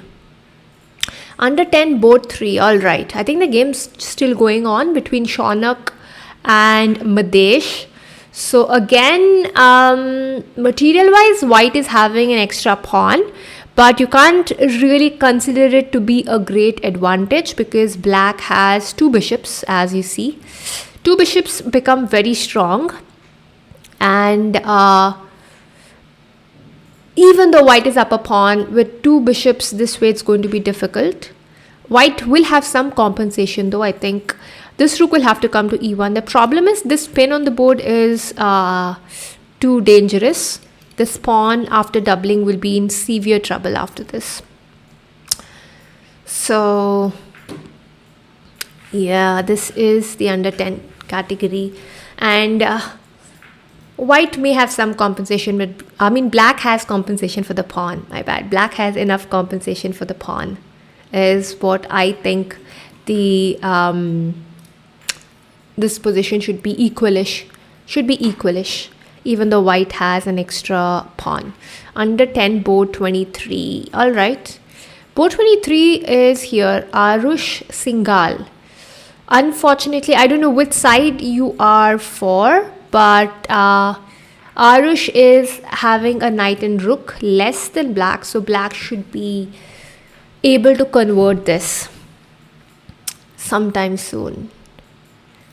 And please don't spam the board numbers in the chat. I would need the board numbers, guys. You want to have a look at, I can actually put forward my thoughts regarding the games, but I would need the board numbers for that. And yeah, if you are here, then definitely do hit the like button. And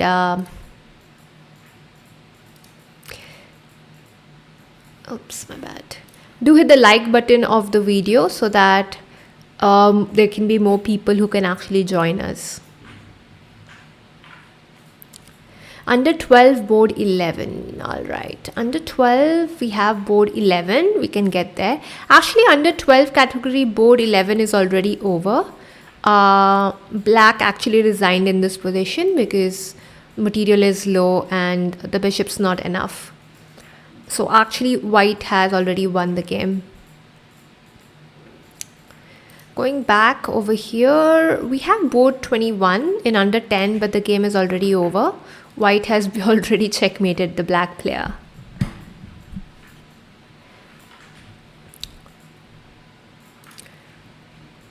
Okay, so we'll go to board 49. Arul has actually drawn this game. This is a draw. Yeah, this is a draw. With the opposition on the board, there's actually, I don't think there's a way white can win this. Or maybe, yeah, probably there's no way white can win this now. So this is a draw. Let's go forward.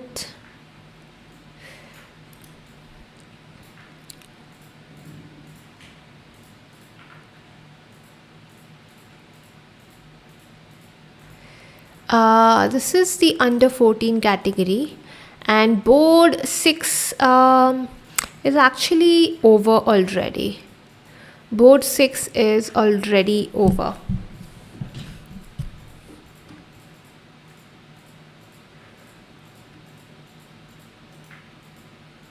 So I don't think Ashmita is playing on board 6. I think you got the board wrong. This is the under 14 category.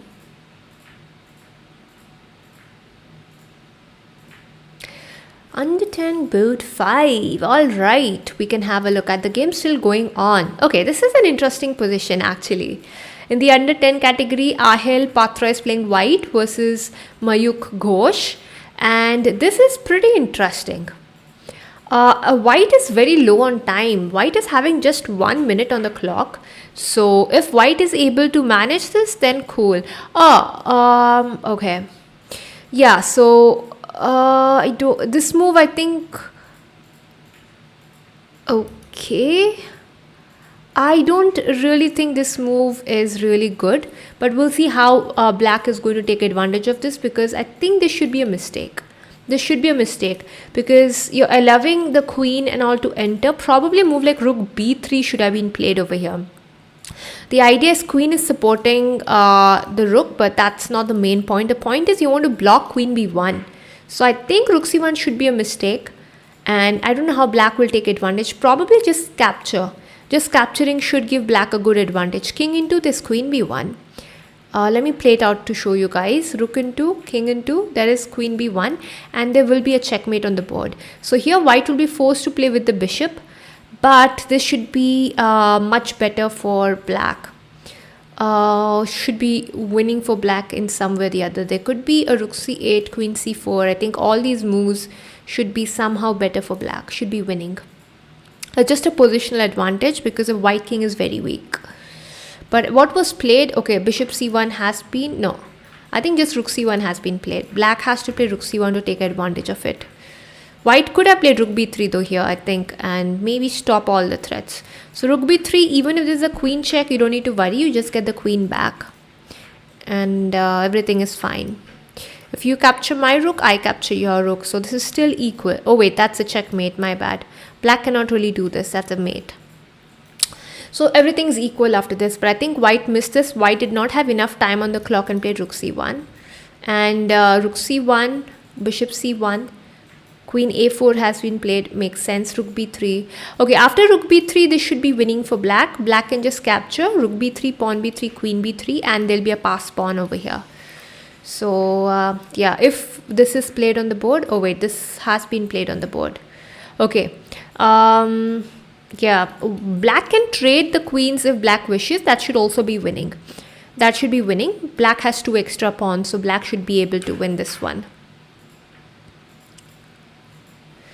So I think this game, we have seen a lot of it already. Alright, so this is the under 10 category. Board 3 in the under 10. We can get back to board 3. Board 3 has, oh yeah, that interesting position, 2 knights against 2 bishops. I remember this.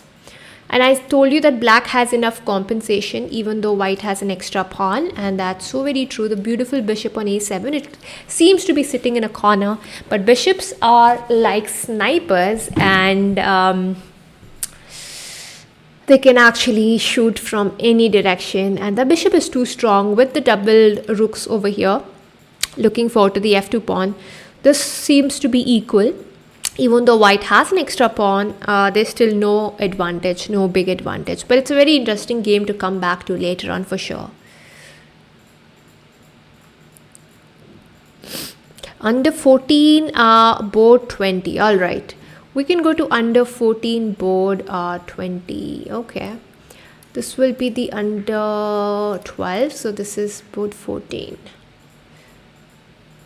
Under 14, board 20. Okay, so here we have Ashmita has already won the game. I think you all were asking for Ashmita's game. She has already won the game. And the white king is checkmated.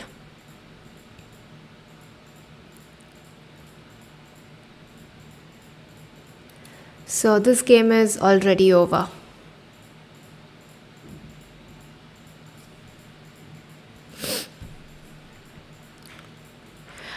If you want to follow the links and the games, you can ask the arbiters. I'm sure you can ask them. Contact the organizers and ask them for the links, and they can share it with you. If they're sharing it. I think on Tornillo you can follow it. I have no idea how it works because I'm not really in the organizing committee. So you'll have to contact the organizers to get the links on how to follow.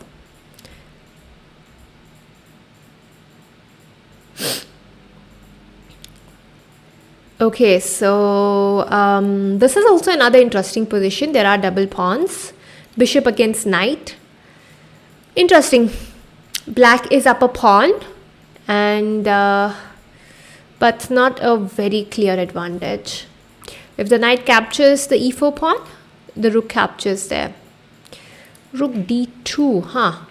All right. Yeah, I think black should be winning this though, because e4 is weak, c2 is weak, a5 is weak. Black should be having a clear advantage here.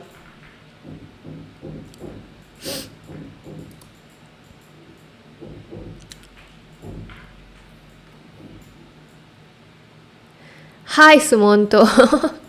Your son is Neeraj sir's fan. Is it? That's good to know.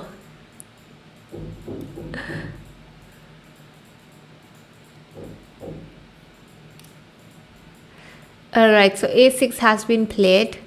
I think white is trying all they can, but if b6 is played, okay, ba6 not required. B6 was just very simple, but ba6 is also cool because there's anyway no rook b7, the knight is controlling that square. So white does not have much to do here. Black can simply push the pawn, actually seems like a good way to continue this. Just keep pushing the pawn, there is a pass pawn, push the pass pawn. And black should be winning this. But again, it's on the clock. We can't really say winning because time on the clock is also very important. I need the board number, please. Everybody, if you want to see the games, I would need your board numbers. Also, please like the video and subscribe to the channel so that you can always be here for tomorrow's streaming too. You can be over here for the other rounds too. So like the video please, and also subscribe to the channel.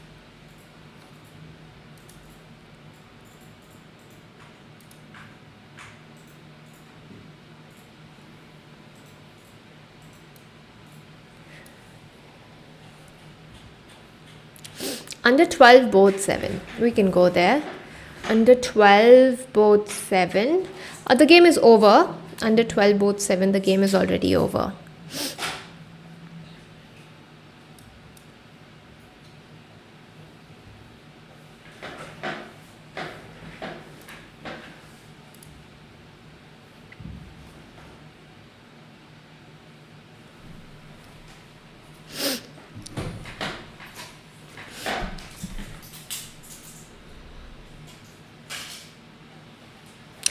Alright, so I think in the under 12 category, at least all the games I see are already over. And under 10, we still have this very interesting game going on. And this is between Shaunak and Madesh. This game is very interesting. 2 bishops against 2 knights. Can we analyze under 8 board 6? Yeah, we'll get there. We'll get there next. So, okay, bishop into e3 I think was a bit too, I think black could have actually waited and not captured immediately because the knight is basically doing nothing. But I think he was a bit in a hurry because time is less on the clock. Let's see how this continues. All right, e4, e5, I mean that is something white can try to push the pawn and gain some space advantage.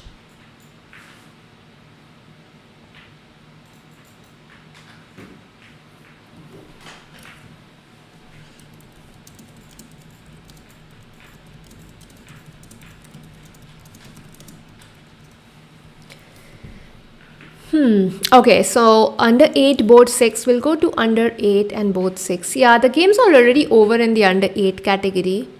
I think there's just one game going on, and that is here. Actually, 2 games are going on. The king has to move. If the rook moves, this will be a stalemate. Black is trying to play this very smartly. Okay. Exactly. The king moves, and now there will be a checkmate on the board very soon. And then we have Vihan Garg. Actually, the game, okay, I think there's just one game going on in under 8. All the other games are already over. And in under 12, it's the same. Just the under, oh wow, how did they reach here? Let's have a look at this. Went for the rook exchange. This should be a blunder. Knight e6 is a blunder because otherwise white can just push the pawn, should be better. White should be able to win this. I think white just made a blunder of getting the knight here, and now black should be black should be winning this. Sorry, black should be winning this because there's an outside pass pawn, but I don't know where black messed up. c5, b3. No, black is winning this. Actually, I think c4 is winning for black, and black missed this. Madesh missed a win over here. You play c4, a4, and you push the pawn.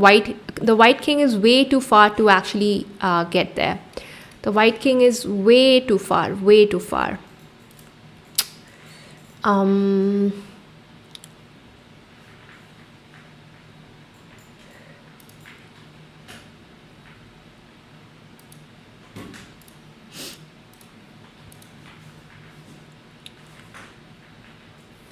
Give me a second. This.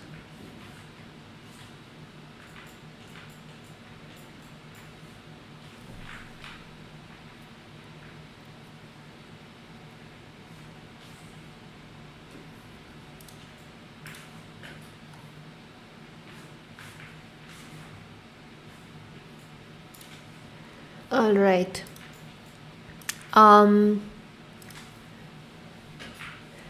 Okay, so we can now go through the other games. This I think was missed by Madesh, but we'll just see what really happened in the game. The game is still going on. So king d6, there, pawn push. Oh my god. White got to a winning position. Oh, okay. Here, white can just push the pawn, and this should be winning for white with a checkmate. This was completely winning for black some time ago, but black missed out on the winning chances, and now the game's over. So we have just one more game going on over here, and white should be able to win this one too. White should be clearly winning this because there are two pass pawns in exchange up. This should be winning. This is in the under 10 category. There's just one game that's going on. All right. I think under 12, we discussed that all the games are already over. This is the under 14 category. Under 14, there's just one game going on, which seems interesting. This seems interesting, but I think black should be able to win this if there's no perpetual. If there's a perpetual or anything of that sort, then it could be a problem. There is no queen e7, so maybe queen f7 to give a check. And oh wait, there's a very nice continuation here. Queen f7. There's probably king b8 and queen f4. A very nice idea to keep the two pass pawns and exchange. I don't know if that's going to work. I'm just going to play it out on the board to see if it's working. I'm not so sure. Oh wait, there's also king b6. There's also king b6, but I don't know if queen f4 is going to work. It seems very interesting because you have two pass pawns, and I don't know if black can do anything about it, but also king b6 seems interesting. I like queen f4 too because there's no check over here, so we don't need to worry, and there's a checkmate idea. Queen here is forced, and yeah, I don't know if... Oh, wait, we have queen c7. Now when you trade, we have the very similar position of pass pawns, but the black king is in the corner. So this is definitely a better version for white. But I think queen f4 direct also is a good idea. We'll see what was played in the game. In the game, they're still at queen check and king c7. This is a very interesting position. A very interesting position. We'll see how they're actually going to continue this.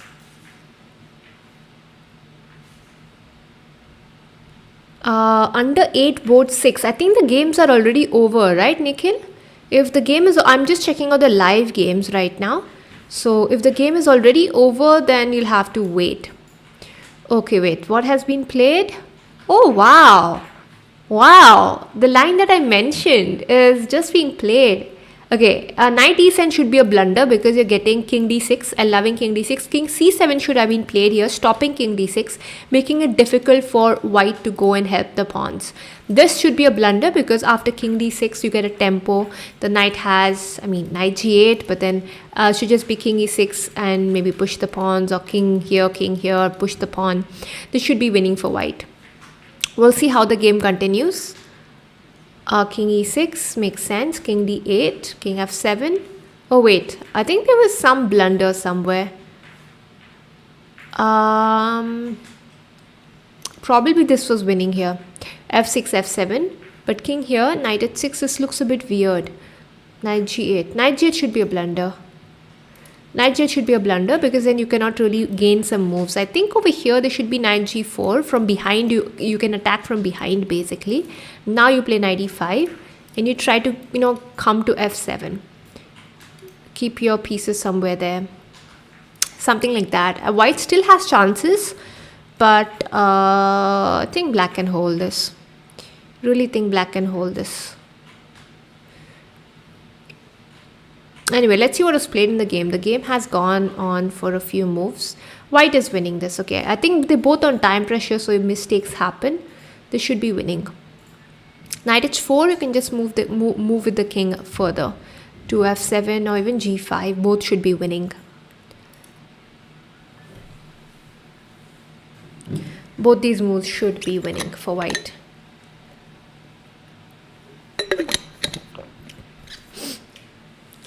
I'm sorry, I will really need the board number, Nihara, because without the board number I can't search because I have these so many categories. I really cannot, there's no search option where I can just put the search button and type the name. It's not really there. I'll have to specifically search for each name, and that is not easy. But it's nice to see you people trying to follow the games like this. It's nice. Do we have anything left in the open category? We have one game left in the open category, which is an opposite colored bishop endgame, which should be draw. You capture, I capture. This should be ending in a draw very soon. I think under 10 all the games are over, Sarita Bafna. So under 10 all the games are over. So I'm just trying to follow the live games at the moment. All the live games. So king d7 has been played. This should be ending in a draw very soon. Mangesh versus Aishwarya. Even if they don't capture the pawns, the game should be still a draw, regardless of what happens, and the game will be ending in a draw. Capture the pawn, capture the bishop, you really cannot win with one piece on the board. So this is winning. In the meantime, the games are almost over. If you have any questions regarding chess improvement, anything, you can always ask me any questions. Anything you want to know. Because I'm a chess trainer myself, so I could help you out if you need anything. And this game should be a draw. All right. So we have the open category that's over, and we had an interesting game here which also got over. White won this. Black resigned because of pawn queening. This game was very interesting. I think we missed out on under 10. Oh wait, this game's over. Okay, this was not the game. Yeah, so I think in all the categories the games are now over. All the games are over. So we have some free time. All the games are over right now.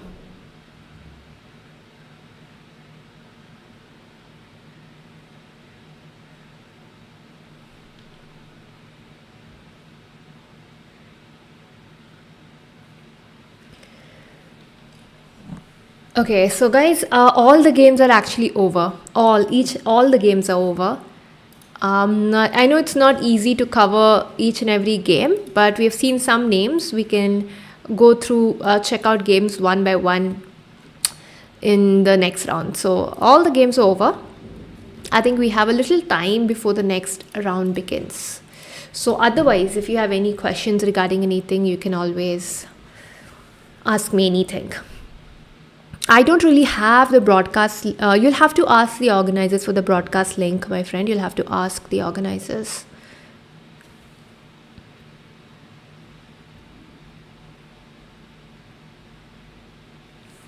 So we are waiting for round 2 because round 1 is actually over and there's not a single game going on, but we'll have to wait.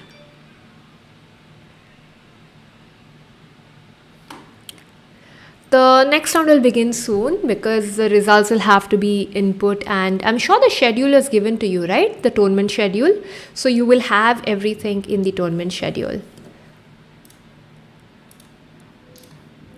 It should be clear to you. But anything regarding chess, regarding the tournament, I don't really have the information, but anything regarding chess overall, you can always ask me.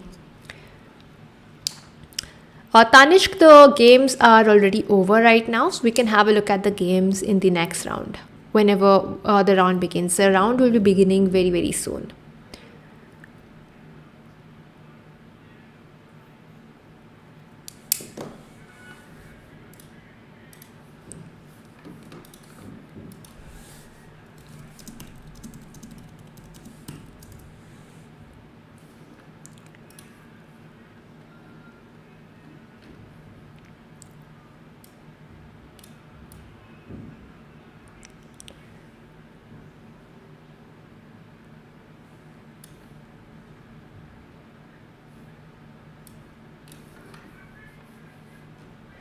The next round will be starting very soon, guys. It's supposed to be at 5:45 if I'm not wrong, but it will begin soon.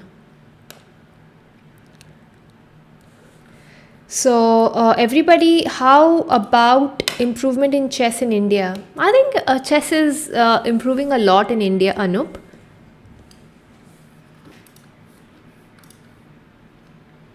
I think it's improving a lot in India. So I think we're doing really good, especially in the younger categories, below 18 years old.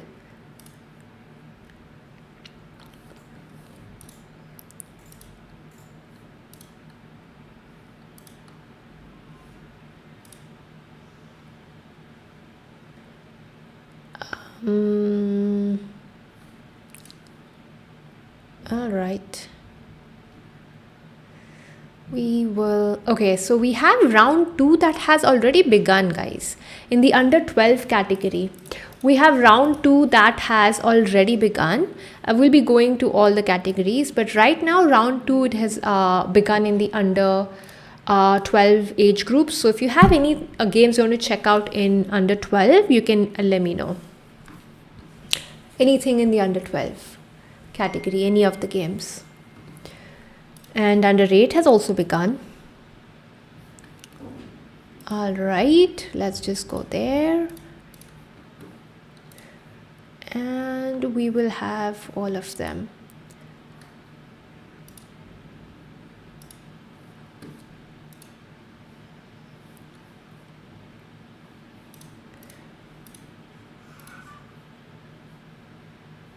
Yes, under 8 has also begun. So any games you want to have a look at, I can actually show you and put forward my thoughts. Under 8 board 19. All right, under 8 board 19. So we have Ritesh Nagda over here. We have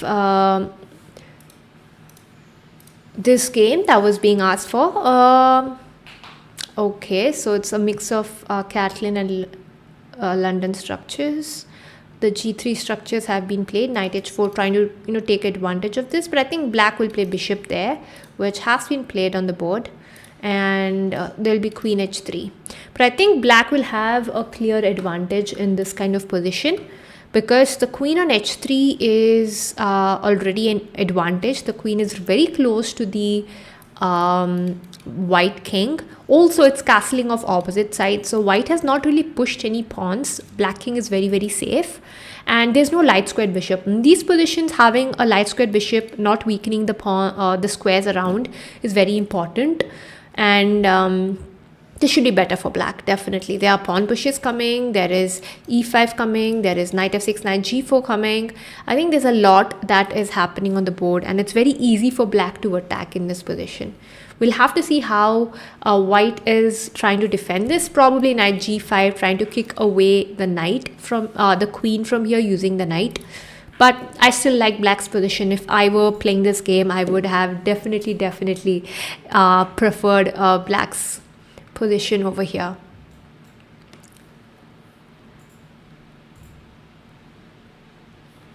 All right, so this is from the under 8 category. We'll check out a game from the under 10 category,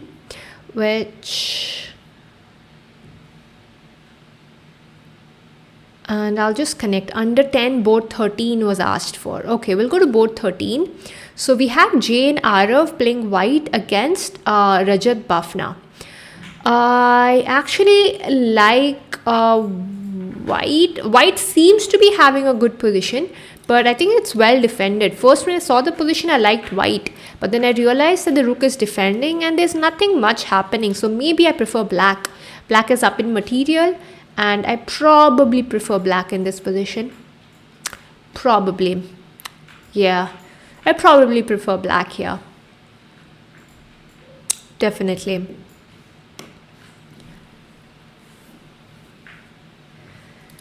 And guys, whoever are watching, thank you so much for actually staying in here. If possible, please hit the like button. Let's take this video to 50 likes. We're at 36 right now. If possible, it would be nice to take this video to 50 likes. So please hit the like button. It's right below the video. If you can just put the thumbs up button, that would be really nice.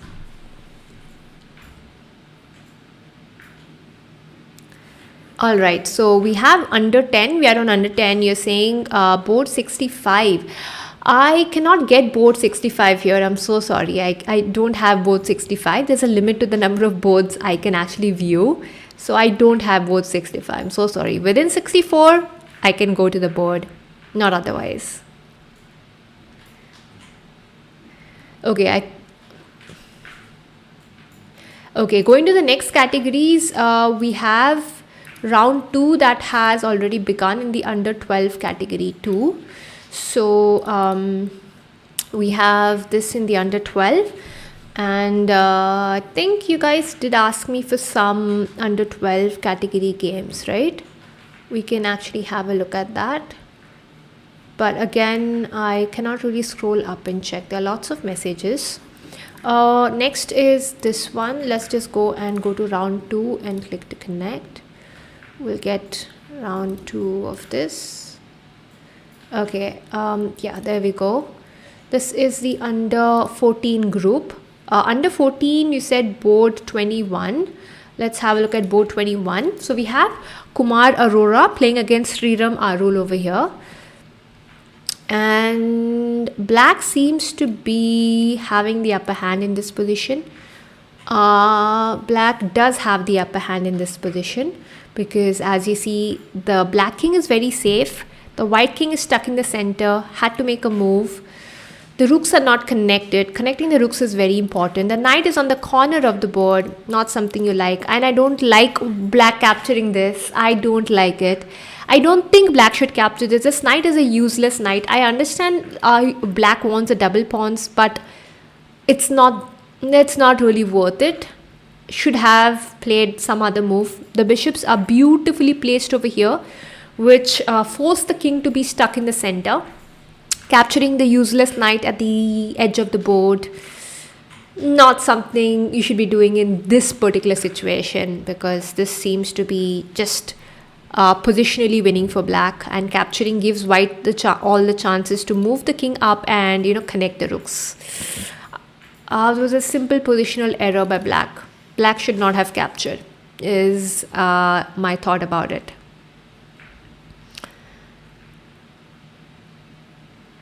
So this was board 21 in the under 14 category. In the under 14 category, this is board 21. We also have under 14 board 17 that was asked for, and this position, Ashmita is playing white and Karunya Wagle is playing black. Okay, white's position seems very interesting because this bishop seems to be super strong along with the queen. And this knight cannot really move because the knight on c6 would fall. So playing rook d8 is the only way to defend. I think white has an edge, has a slight edge in this position, practically speaking, because of the piece placement. I think white's pieces are better placed. For example, you can play knight b3, knight c5 over here. Maybe this rook is not very well placed. A rook would have loved to be on d1. Maybe white can do something about it. Or knight e4 here. That's also an idea to consider. But you don't want to close the diagonal. That's why I said knight b3. So knight captures, so the knight on c6 will fall. So basically I'm saying the knight cannot capture because of queen c6. So anyway, rook d8 is pretty much forced, which was played. I don't know, we'll have to see how Ashmita is going to continue this. Under 8 board 30. All right, we'll just go to the open category and I'm just going to open it. I know isn't there anybody in the open category over here? Like nobody from the open category who wants to view the games. All right, but we'll just keep Aryan Varshini has already won the game. Wow, some of the games already over. So I think this is Aradhya Garg. And Aradhya is playing the black pieces. This is the fork. They should be winning for black very soon. Anyway, going back, under 8 category, board number 30. All right, we have board 30 and white should be winning this. White has an extra queen on the board. The king moves, you capture this rook there on h8. And this should be winning for the white player. Extra queen on the board. And extra bishop on the board after that. Queen g7, queen h7, anything's winning for white here. Even a simple move like king d2 also wins.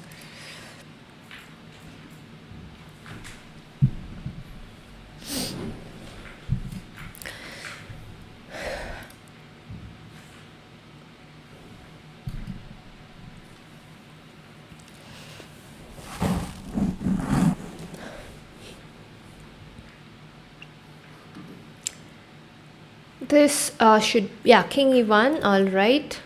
This is winning. I don't think we need to see much into this because this is already clearly winning for the white player. We can go to the under 8. We are anyway in under 8 right now. Anybody else in under 8? I think we have already seen the ones that were mentioned. Whichever y'all mentioned, I think we have already checked out in the under 8 category. Thank you so much guys for the 43 likes. And let me know if you have anybody's games you want to see. I'm trying to cover. I know I'm not able to cover everybody's because there are lots of games that are going on. But I'll at least try to put the game once on screen and put forward my thoughts regarding the same. So this game is over. We shall just go to the top board right now in the under 10 category. The game's over. We have the third board though. Again, this is a very interesting position. Though I think a black should be winning this because this is just falling. And once the a2 pawn falls, this should be winning for black. So under 10, board 44. All right, we can go to board 44 as long as the game is not over. So we have under 14, board 44. This should be winning for white. You see there's a checkmate idea here. I don't see a way black can get out of this mess. White can just trade queens because white is already having an extra rook on the board. When you're up in material, you want to trade. So simply trading queens will also work for the white player. But otherwise, white can also just get the queen back and then go with rook e7 and try to torture black even more. That's also possible, but it's about how white continues or chooses to continue from here.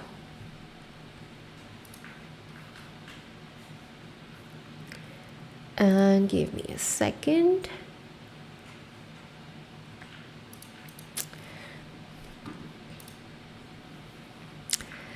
Okay, so we are in the under 10 category and I think we had a suggestion for Which other board did you guys want to see? Board number 44, I was just checking. Board 30 in under 14. All right, we'll go to under 14. Board 30, we can get there. Board 30, oh wow, okay. Rook f4. I'm not so sure because this rook was doing a fabulous job over here. I don't know if rook f4 should have been played. I think white gets equality after queen e6 here. If I think this was played on the board, rook d2, all right. Yeah, then there is equality on the board. I think keeping the rook on g4 was the right way to continue. Maybe g6, bishop g7 and try to get rook h8. That's an idea. Black could have thought about probably maybe g6. I kind of like g6. King g7, rook h8 is an idea I was thinking about because the white king and queen are pretty weak and it seems like a nice way to take advantage of it. So there is rook g1. Yeah, but at least it's a good try rather than playing rook f4. Yeah, black did have an advantage. But anyway, the pieces are not yet traded, so this is the main line. This is a threat, so queen e6 is kind of basic, which will be played on the board. This should be played on the board. Riddhi is playing white and Anirudh is playing black. All right. Why no pairing in chess results? I think the pairings will be on Tornado. I don't think they are uploading on chess results. I'm not so sure. Probably they're uploading it later. You can contact the arbiters or the organizers and actually figure that out because I don't have an idea about where the pairings are. I think everything was discussed in the technical meeting though. So if you did attend the technical meeting, the players meeting, I'm sure the information is actually put out there. Yeah, black should be winning this now. Black has these extra pawns and black should be able to win this game. But obviously they got to play correctly because two rooks on the board can lead to a different result if you don't continue properly.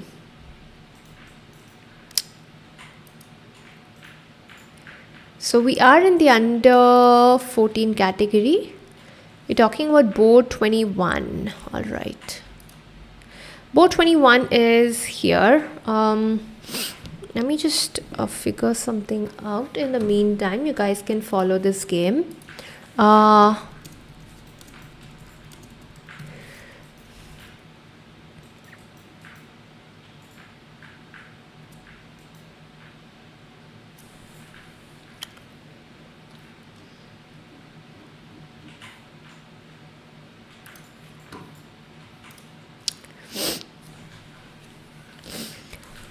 Yes, I have opened Arul's game over here. I have opened on board 21.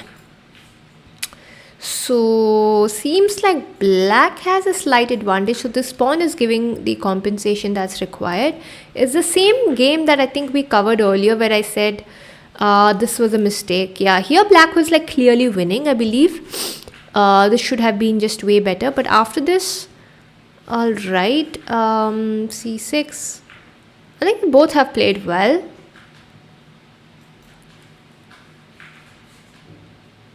Bishop d3, bishop e2. I don't understand. I think black has a thing for capturing the knights and doubling the pawns. But there is knight d4, of course. Yeah, bishop e2 I don't think is helpful. It kind of helped white to centralize the knight. So this move should not be a move that's good in this position. Should be a poor move according to me. Knight d4 is a good move by white. And bishop a6, a forced move. Then there was rook c5, king d7, stopping the pawn. And rook there. Knight b6 makes sense. I think the idea is probably knight c8 and knight d6. I'm not so sure. Oh wait. I think there is rook e2 now. Earlier there was a knight controlling that square, so I did not mention that. But now with knight f5, seems like black has rook e2.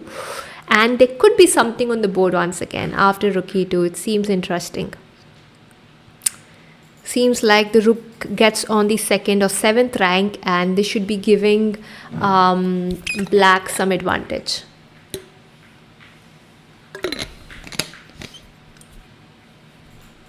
Okay, knight c4 should be a mistake again. I think the rook can just capture. Rook into c4 and bishop c4, rook c4, and 2 pieces for the rook. Then white is better with the pass pawn. White should be better in this particular position.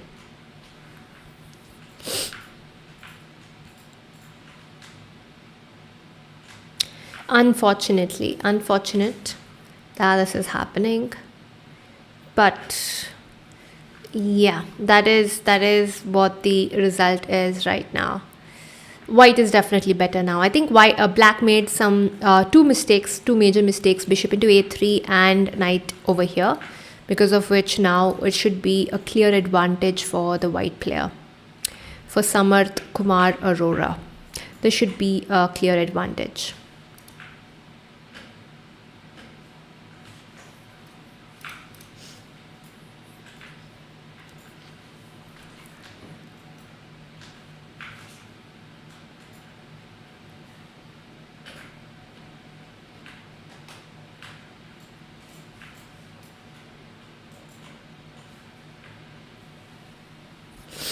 Okay, Aradhya is saying under 10 board 12. We can get there. Under 10 board 12. Let's go to board 12. Board 12 is already over in the under 10 category, but we can just put it on the board. Board 12 is already over. Aradhya has already won the game, so that is the final position that you can actually see on the board. So these games are pretty quick. Some of the games are getting over pretty quickly. Let's go and have a look at general now.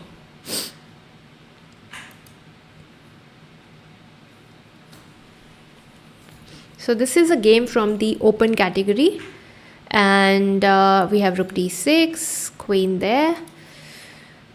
White is definitely having a huge advantage. I think I see rook d7, attacking the pawn, pinning the knight. Oh, okay. Still there's knight e7, queen e7, queen c8. Probably, but I think rook d7 was just better for white. I don't see a way black can get out of the mess. Unless the rook was already on d7, not really. I think rook d7 was missed. The pawn is being captured next. Okay, anyway. Rook there. We will have to see how this game is going to be continued.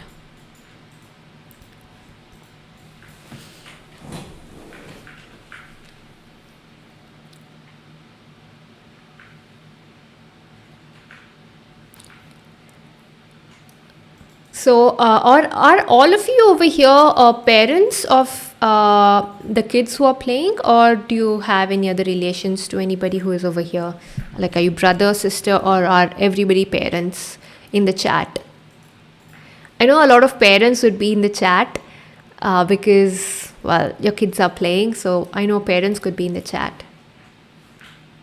Is there anybody other than a parent in the chat?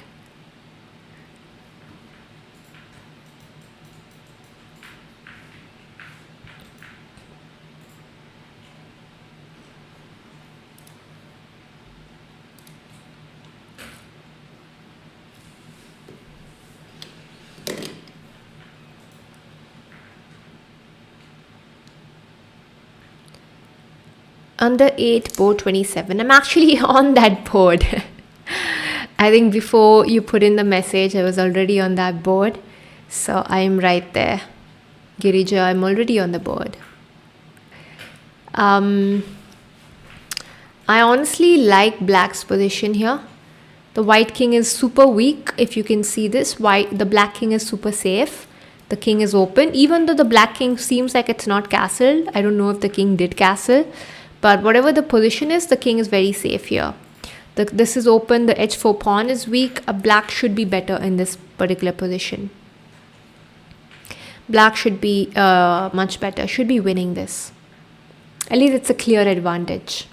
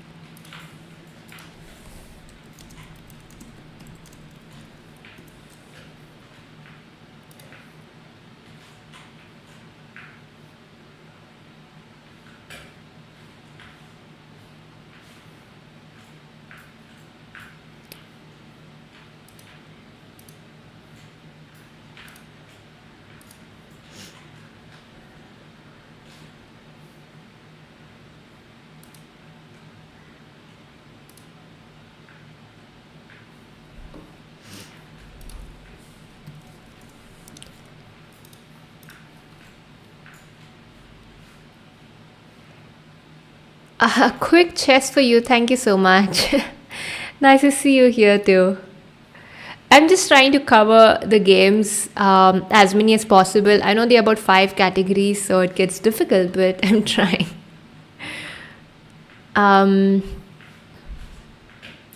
So we are on this game. It seemed pretty interesting, so I just thought we can wait a bit and probably go forward. So this is round 2. We'll be having 4 rounds today, and round 2 is not yet over. Let's go there.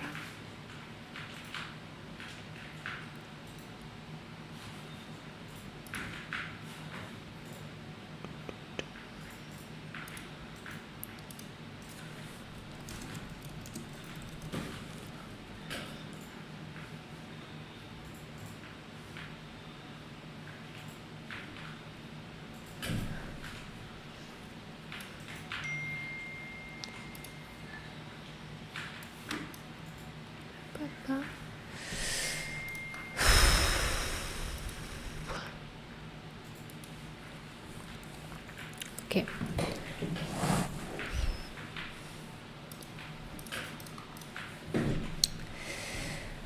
Can we see board 3 in under 8? Yeah, definitely. So we have a mate on the board. I think we'll go to the...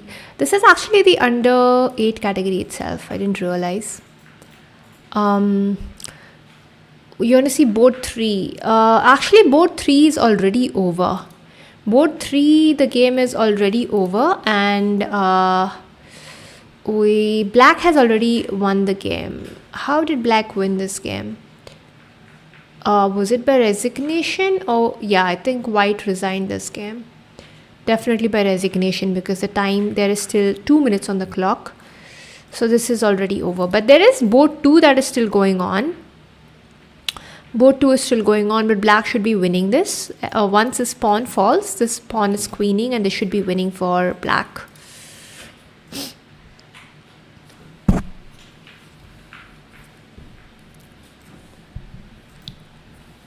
This is already winning for Black. Okay, King e5 was played, so just capture a fork, the pawn falls, and then you can just push the pawn, and this is winning. See, under 8 category, I think 3 minutes time should be enough actually to win the game. This is board 2, so we have just 2-3 boards going on in the under 8 category. Just 4-5 actually, 4 rounds, 4 boards I guess. Not too many.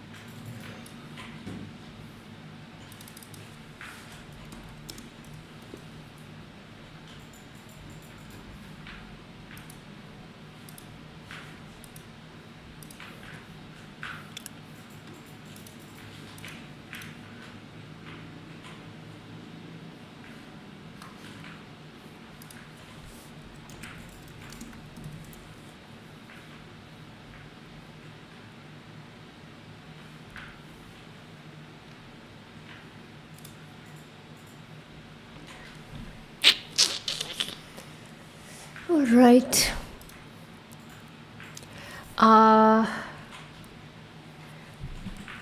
will need the board number, please. So we have under 14, under 12. Can we analyze board 11? Right now, we can have a look at the games that are over in the meantime before the next round begins. So just keep that on hold.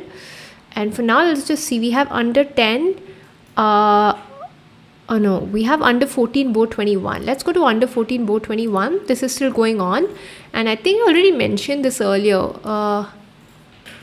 The white was clearly better, but now I think there's something that has changed. The extra pawns, I think there is white was clearly better some time back. I don't know what really happened in this game and what really happened here. No idea. I think there's a small tactic though that was missed. I think this was just a mistake. There is rook a3. There's some tactic missed with knight e6, knight f8 if I'm not wrong. Seems like it. Because you could improve the position over here. When rook e4 is played, it seems like you can play knight e6 and knight c5. And the idea is if you capture, I can go knight c5 and capture. Or I can go knight f8 and capture. I think both of these moves would be winning. I think that was missed by the player. And I think because of they've kind of hurried, because black was having less on time, white tried to hurry if I'm not wrong, and I think black is back in the game, though it would not be easy for black to, because the rook is very badly placed. So white still has huge winning chances. White still has huge winning chances over here. Under 12 board 11, we'll go there. Under 12 board 11, we can just go through it fast. Under 12, this is under 10, under 12 board 11. The game is already over. It's actually very long, but I can just go through it fast. So white lost this game. We'll just go through it. Knight f6, bishop d3, this is all fine. Knight e5, bishop b5, I think all this is fine. Actually king f8, I think you can play c6 and sacrifice in this position. Yeah, I think b6 should not be very correct in this position. You should be either going c5 or castling first. I think that is how you should be continuing. First of all, in the opening as black. c5 or castling first, then you can go b6 later. b6 first kind of weakens the squares and allows bishop b5. Alright, so bishop g2, rook g1, there, bishop g5, all seems fine. Bishop f6 I think should be a mistake. It should be a blunder actually, because here the bishop is attacked right away, and when you capture after bishop f6 there is knight d7, king e7, knight f6, gf6. The king is actually very safe over there. It's actually a positional blunder, because I thought actually we had gf6 in this position. I thought this was winning, but then I realized there is queen there, so that's impossible. This is a nice trap though, so bishop f6 is forced. And alright, bishop there, rook g3 is a nice move. If you capture, then I can, change my pawn structure, improve my pawn structure, get a pawn here. But I still like black's position. Black's move queen d5 is beautiful. You're taking control of this file. Bishop h7 is sacrificing the pawn, because then there is rook h8. It's just in a shot, I'm just trying to check this out.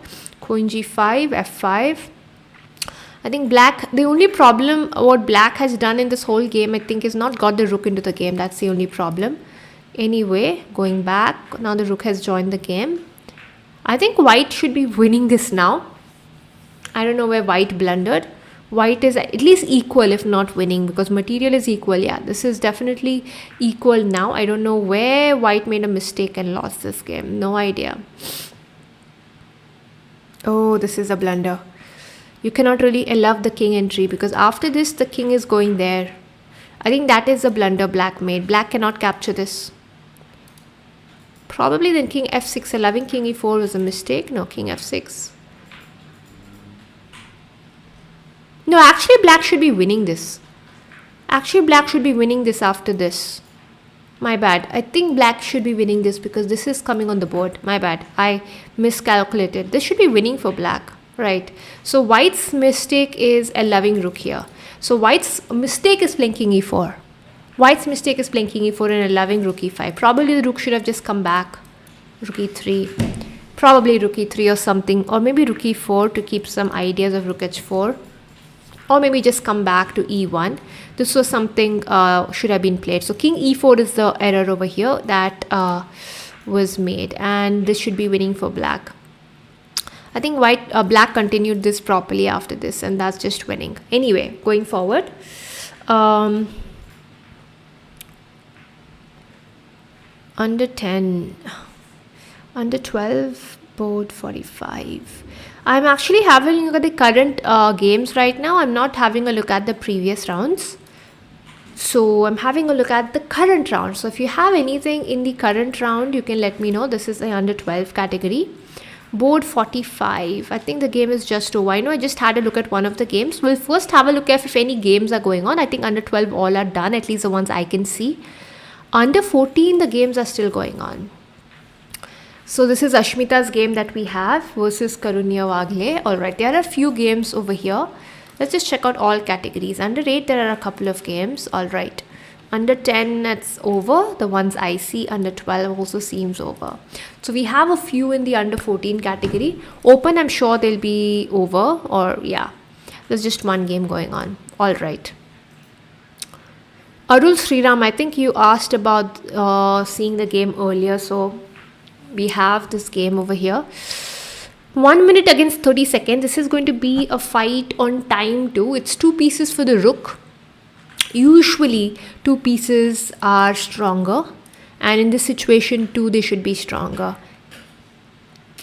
But we'll have to see how they continue, because if black manages to push the pawn, then black will be having the better position. But otherwise, white should be winning this actually.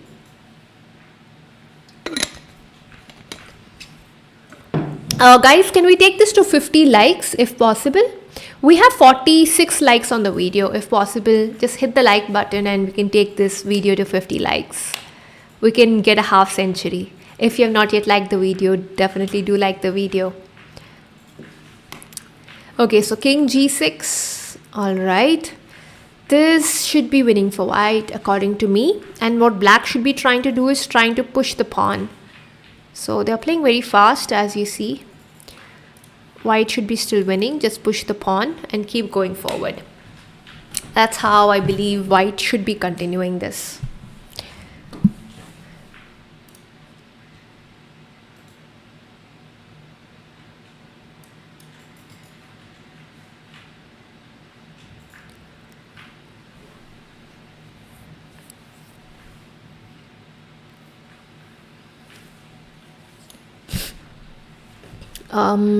All right.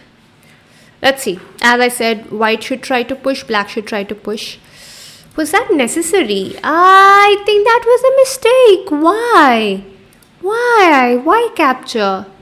I don't know why. To be honest, I don't know why. First of all, moving the knight here is something I don't like. I mean, the knight was stopping the pawn from pushing. So why move the knight? Let black try to gain a tempo, then you can move the knight. Actually, c5 there was knight b3 and you can win the pawn. So I think knight c2 should be a mistake. g5, bishop there. Oh, okay, because of this. Okay, now it's a sure draw. I think white took this chance, which is actually a smart thing when you don't have time on the clock. Yeah, it's actually a smart move, chance to take, because you know that you don't want to take any risk in this position, and if you want to win the game, this is the only way. Now black has no winning chances. The winning chances are only for white if it ever is, but black can easily draw by just capturing in this. So if black wants a draw, there is easy possibility of getting a draw right away by just capturing. So we'll see how this game is going to go on.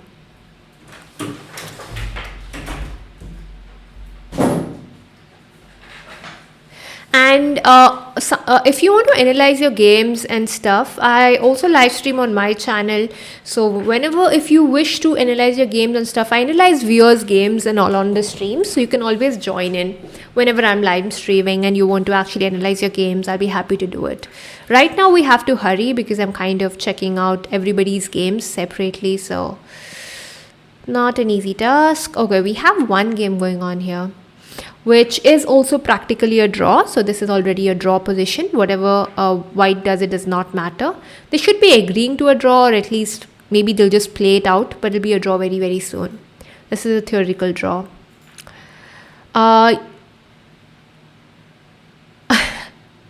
Thank you, Ashrut. Yeah, definitely.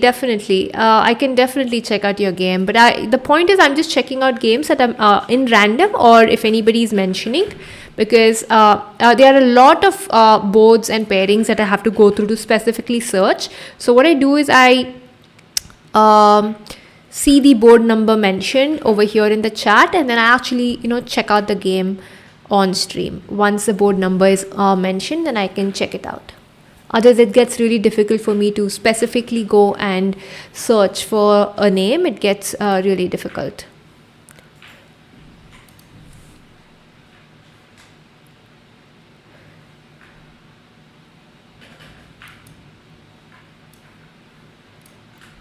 Okay, we reached 49 likes. Thank you so much, guys. We need one more to make it a 50. Just one more. We reached 49.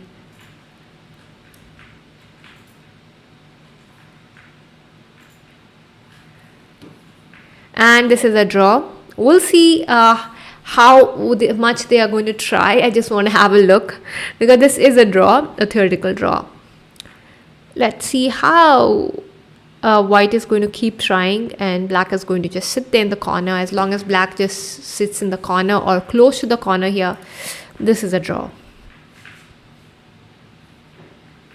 This is the only game I see that is going on in the under 14 category.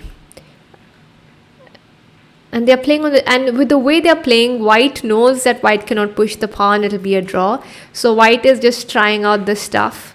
And it's very understandable. White was hoping for black to go here, because then bishop b6 is winning for white.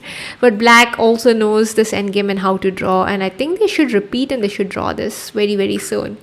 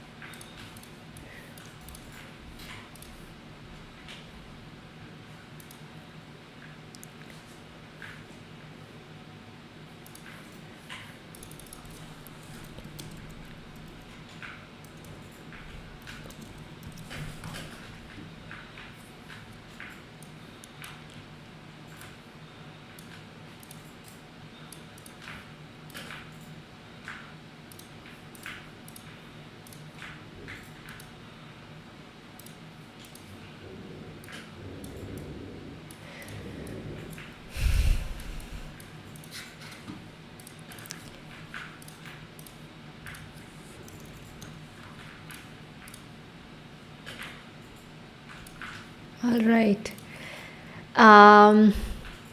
Okay, so this should be a draw. I'm just trying to watch the game. Under 10 board 5. Are the games already over in under 10? I think all the games are over, right? Under 10 category. The game's already over. We'll be back soon. We can check them out.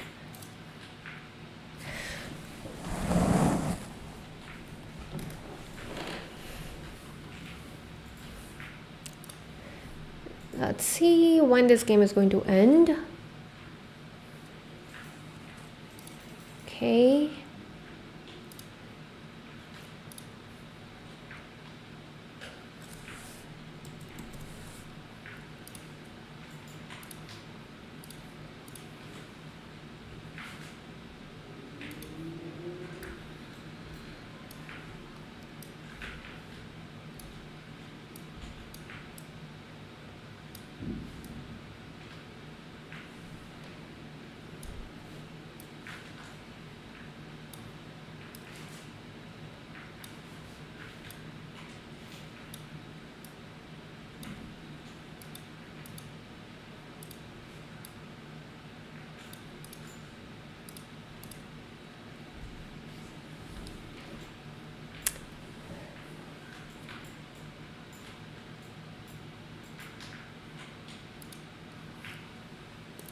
Okay, getting back.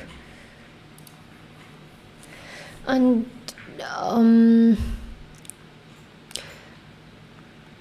under 10, I think the games are already over, right? Under 10, I think the games, okay, this will be a draw very soon. I was just trying to see that.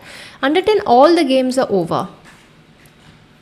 All the, and I also need the board number if I really have to check something. For round 3, we will have to wait till round 3 begins. Only then.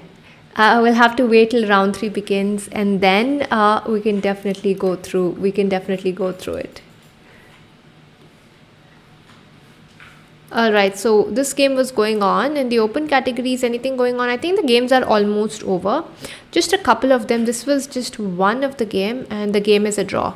All right, so I think all the games are over. All the games are over in all the categories. So the next round will be starting very soon now. So everybody can just take a break for a minute or two, and I'll be back. I'll be taking a minute break and I'll be back.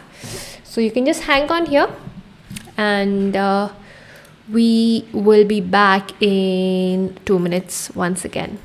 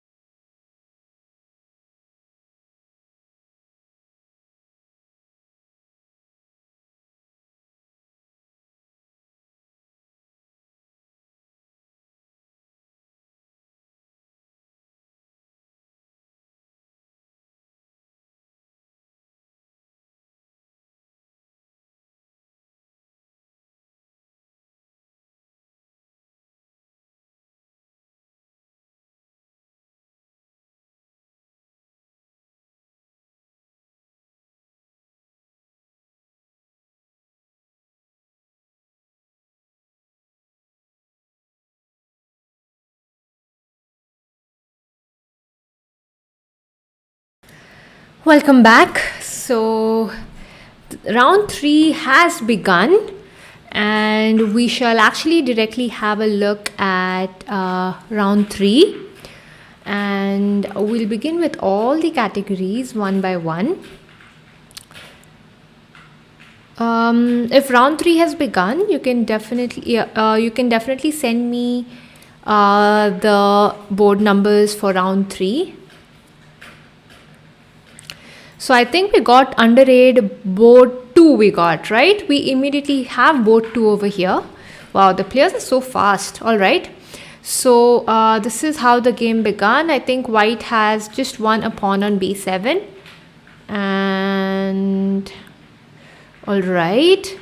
White has one a pawn, another pawn, a nice small tactic over here.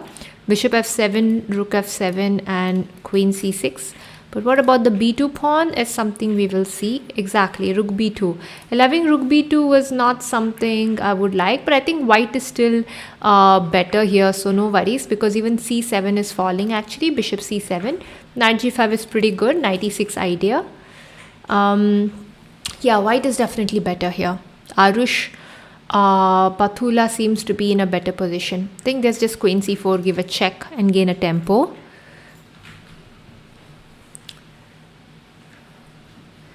Just give a check and gain a tempo now. So this is round 3 for the day, guys, and there are total of 4 rounds today, and this is round 3.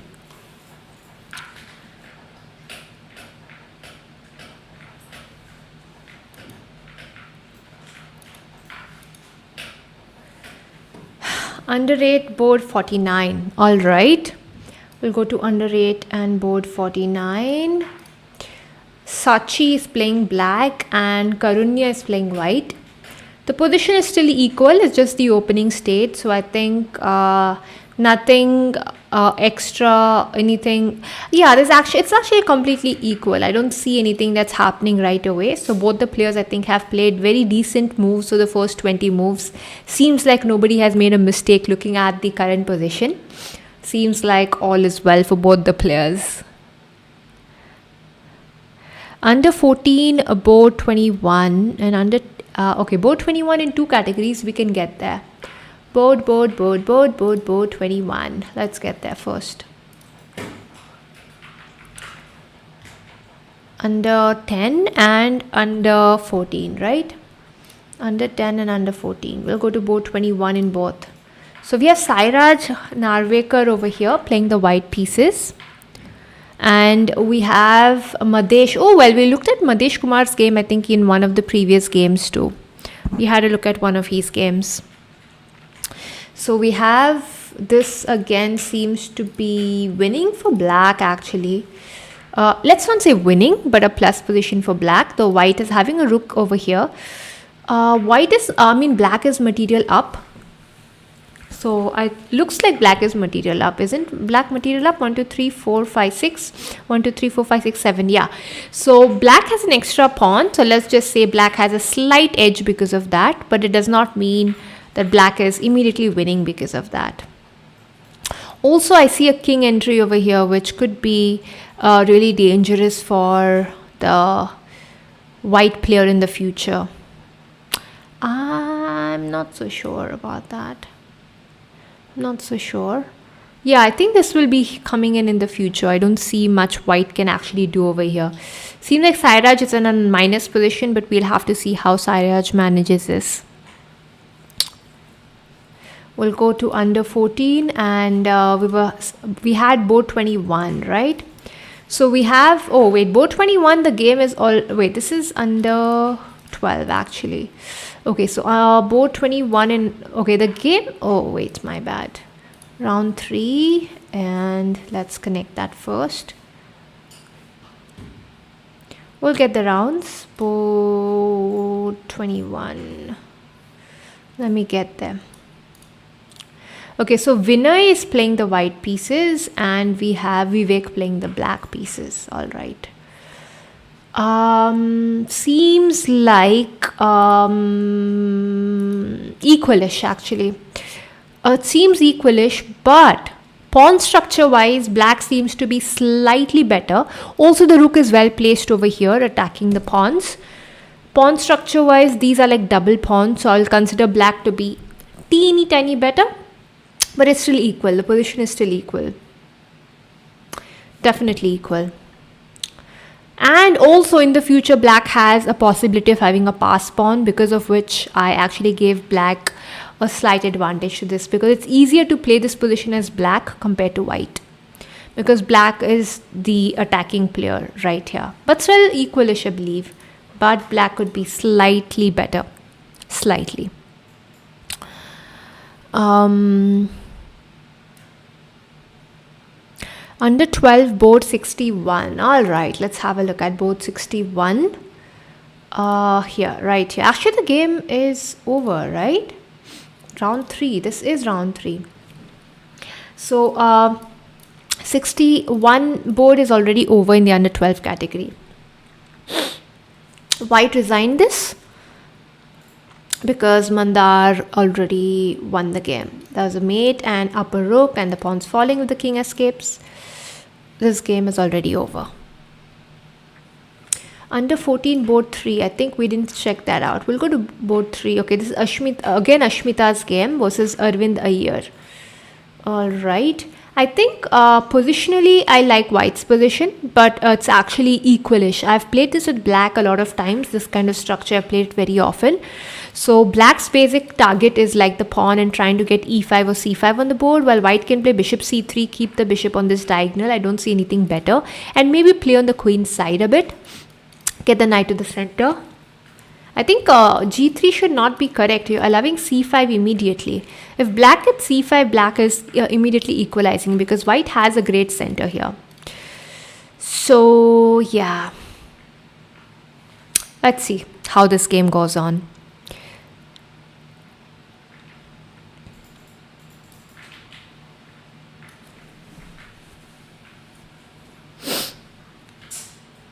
Oh, board 18 in this category. All right, we can have a look at Avinash's game versus Venkatesh. Board 18. 1, 2, 3, 1, 2, 3. But there's an extra pawn for black, so black is slightly better. Black is better because black has an extra pawn in this game. Black is up in material.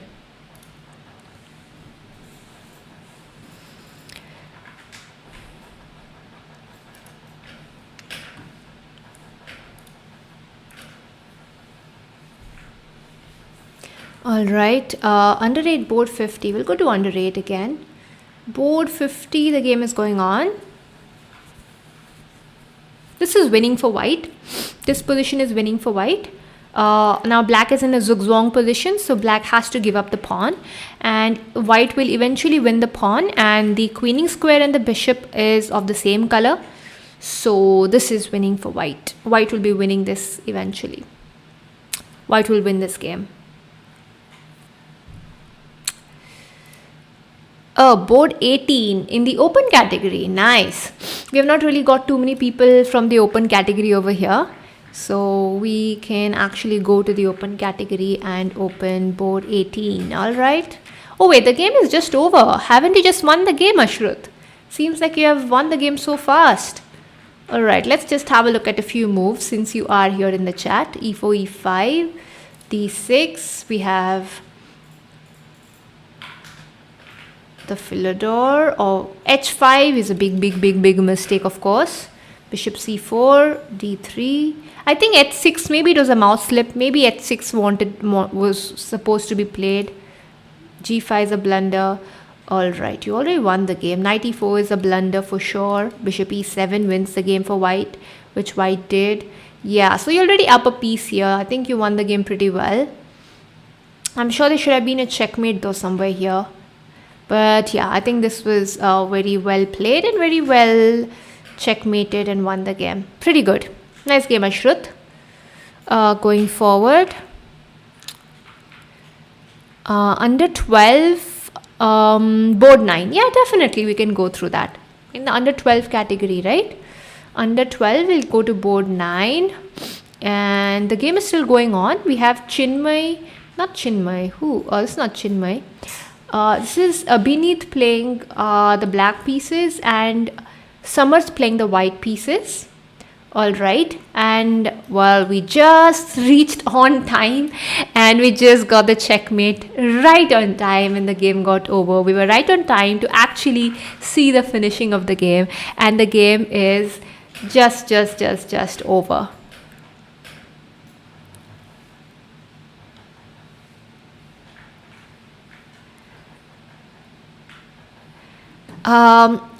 Guys, whenever you're telling me the board number, also mention the category you want me to check, because it's all mixed up. I need to know which category you want to check and the board number. I have Aradhya say under 10 and 11th board. All right, we can go there. The game is just over though. I think Aradhya, you have finished your game. You can just go through it if you want. Bishop b5, the Ruy Lopez, Queen e2. All right, d4. Bishop c6. Okay, this was, I think, a blunder by black. Cannot play pawn into. Pawn into should be a mistake. Bishop into has to be played over here to attack the e4 pawn. But I think this was a mistake on black's part, and then you just win a pawn, and these are weak pawns. And Aradhya seems to have won the game after this, so that's cool. Bishop f4, Queen e3. All right. Yeah, you're already winning this game, because mainly what has happened, black has also given the dark squared bishop for the knight, and this dark squared bishop is kind of necessary for the weak squares, and you have a dark squared bishop. Capturing this should be a mistake on black's part, and now you have a dark squared bishop which you can take advantage of with bishop h6 in the future, or bishop g5, e5, bishop f6, just some squares where your pieces can go. And this is just winning for white. Bishop g5, bishop f6, nice move, because now you're getting queen c5, you won a pawn. And yeah, this is winning because you have so much extra material. Understandable. You exchange queens very nicely, and you supported everything well, and you exchange rooks, nice, because you are up in material, and you won the game. Makes sense? Okay, good game again. Under 14 board 35. All right, under 14 board 35. I hope the game is going on. I think you're telling me games that are already over. You mean and this game is again over, and Arman has already won the game. Let's have a look at Arman's game. Knight c6, knight c3, g3. All right, d5 is a nice move because this is played over here. Makes sense. Queen d5, castling, bishop g4, good. I think you want to castle long side. That's something even I would do if I were black in this game. Knight g5 doesn't look good to me. It's a waste of a move. It's a waste of a move. Though I think Arman, what you could have done is maybe capturing and doubling your pawns. Okay, now white just captured. White should not capture this. It's still equalish. I think you could have done something over here, because you definitely have. Knight g5 looks bad to me. It just doesn't look good. If you want to really trade pieces, you can play queen g2 and trade the pieces. You don't get the doubled pawns. You don't get double pawns. And you have knight b4 over here. Knight d4 over here. Attacking this. Yeah, I think this was definitely better. This was definitely better. Without doubling the pawns, you're actually trading that. I think this was better. But anyway, you won this game at the end. So let's see what happened. You won the pawn, I think, while blundered the pawn. And f6. And this was won pretty well. Opposite colored bishops. But I think you did well in continuing with this. This should be equal. How did you manage to win this? Oh my god, what a blunder. What a blunder. This was a very nice trick, telling your opponent, please capture my pawn. I don't want the pawn. And then rook d1 and rook h1 mate. Okay, the end was good. I think you put a small trap on your opponent, and your opponent actually fell into it. Not bad. Not bad. Under 12, board 45. Board 45. Guys, if your games are over already, you want me to have a look at those games, all right, no worries, but I'm have to go through them fast. I can't really take my time and analyze. Knight b4 is already a mistake. You don't move your piece twice in the opening. c3 is a good move, and knight back, knight f3, bishop there. Knight is moved again twice in the opening, makes no sense. You play h3, that is good. exchange everything. Good. Queen a4. Again, knight c6 is forced, or c6. c6 should be bad though. c6 should be bad. Anyway, knight c6 was also losing a pawn. Oh, the knight could have come in here. But again, there was bishop c6, pawn c6, queen c6, and queen c4. So white is anyway winning material. And you won the piece, and you won the rook. And eventually, I think you won the game. No big deal. You won this pretty well. All right. Under 8, board 3. Let's go to board 3. Is the game over? Under 8. The game is over. Sorry. So under 8, board 3, the game is over. We'll just have a look at it. e4, c5, c3. All right. Everything is fine. Vihan won this game. Okay. So I see Ankur Kher is playing the black pieces. Okay, fine. Ishan Kher. So we'll see what mistake exactly did black make. Everything seems fine till here. H3 expected, H5.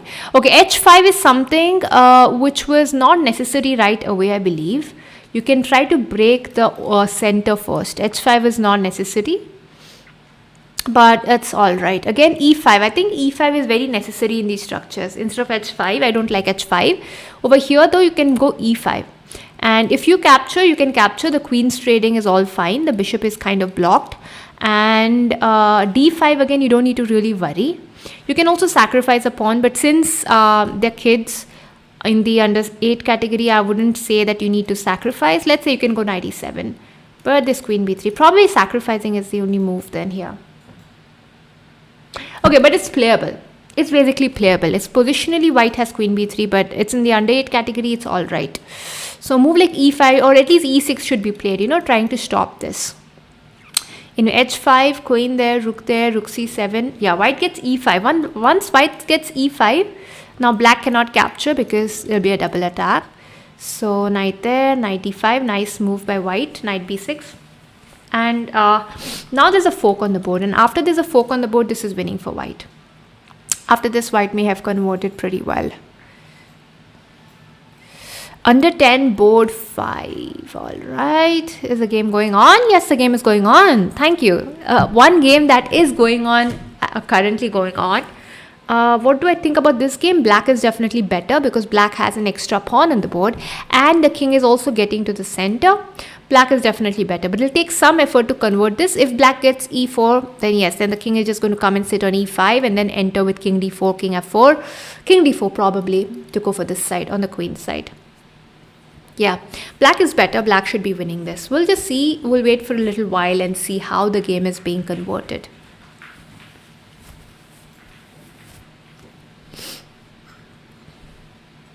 So Mahir Taneja should be winning this.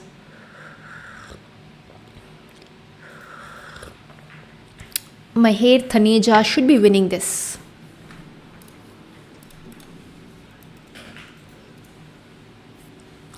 We'll just wait and watch.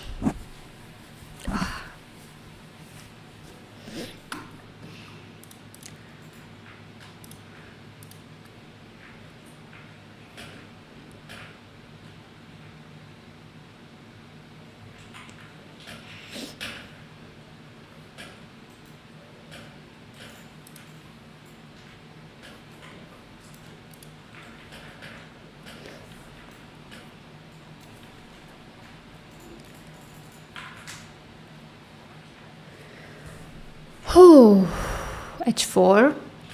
Okay.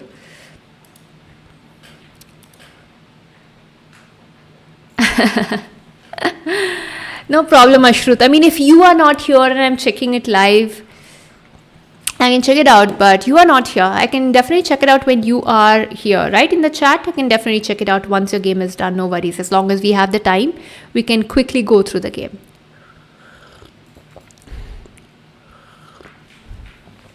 No problem. Because it's like I get a lot of requests on the game. So if you're not here, who am I talking about the game to? The links of the games, you can ask the organizers, Sybil, and everybody else who want the links to the games. Just ask the organizers or the arbiters and see if they can give you the link to the games and how exactly can you watch the games.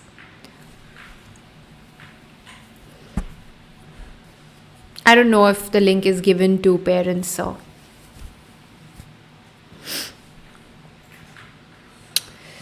Okay, so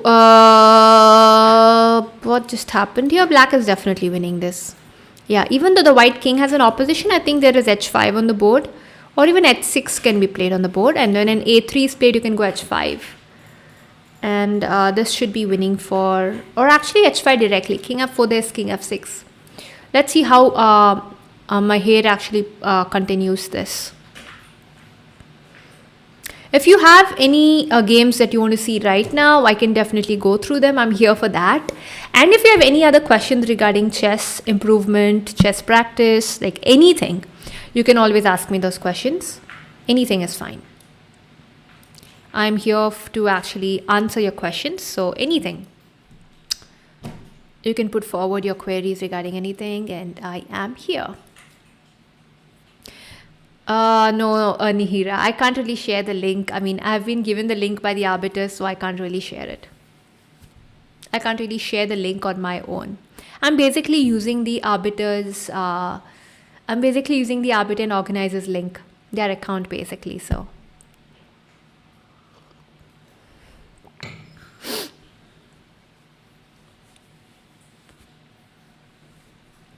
Under 14, board 17. All right, let's go there. Under 14, board 17. The game is just over, so I think Arul Sriram, you all agreed to a draw in this position. All right, let's see how the game went. E4, E5, we have Philodor again. D4 is good. Knight D4, Queen D4. I think black should not be taking. I think it's all right too. Queen F6. I think Queen F6 should be a mistake. I think Queen F6 should be a mistake. Arul, what can you do though? Not trading queens, because when you trade queens, the knight captures and develops. You don't want that. You don't want this. You should not trade queens in this position because the queen is also taking the square of the knight. You do not want to trade queens here. The queen has to again lose a move, right? You can gain a tempo, attack the pawn. Also, there's no bishop, no light square bishop. So this is a move you should always consider. Black has to long castle, and then you can castle maybe. Or you could play bishop e3 and attack the pawn. Or you could play knight b5 and attack the pawn. Like, you have a lot of options. A lot of options. But I think queen b4, keeping the queens on board would give you a huge advantage. Knight b5. Again, king d7, f3, d5. That's good. Black has to do that. Knight c3, bishop b4. Nice. Okay. Pinning the knight. e5, d4, a3. All right. Bishop here. Okay. Not so sure about these moves. Okay, here you can capture the pawn. Let's say you capture, they capture, you play b4. This pawn becomes a weak pawn. You can capture rook g8, and you can also play bishop h6. I think this should be winning for you with after long castles that is coming in next. Or rook d1. Rook d1 or long castles next. This should be winning for white. Practically speaking, this should be winning for white. So I think you missed capturing over here. b4 I think was a bit too soon. Capture, and then b4 should have been correct. Anyway, I think even b4 directly should win though. Yeah, I think it kind of converts to the same thing, so it does not matter. Okay, here taking the bishop should be a mistake. You should take the knight here because you can win the extra pawn and play bishop h6 like we already discussed. So this should be a mistake. I know you did it because of the open file, but keeping the knight on the board against the bishop, that would be a good knight against a bad bishop. You don't want that.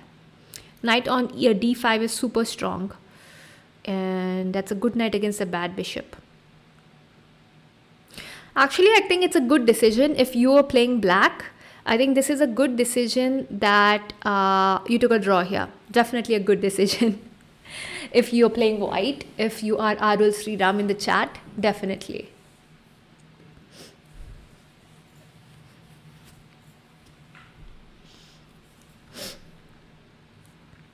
That's a good decision. Yeah, in the chat, we have the links, the Tonello links. I think Vivek sir has put in the links in the chat, so you can definitely check it out.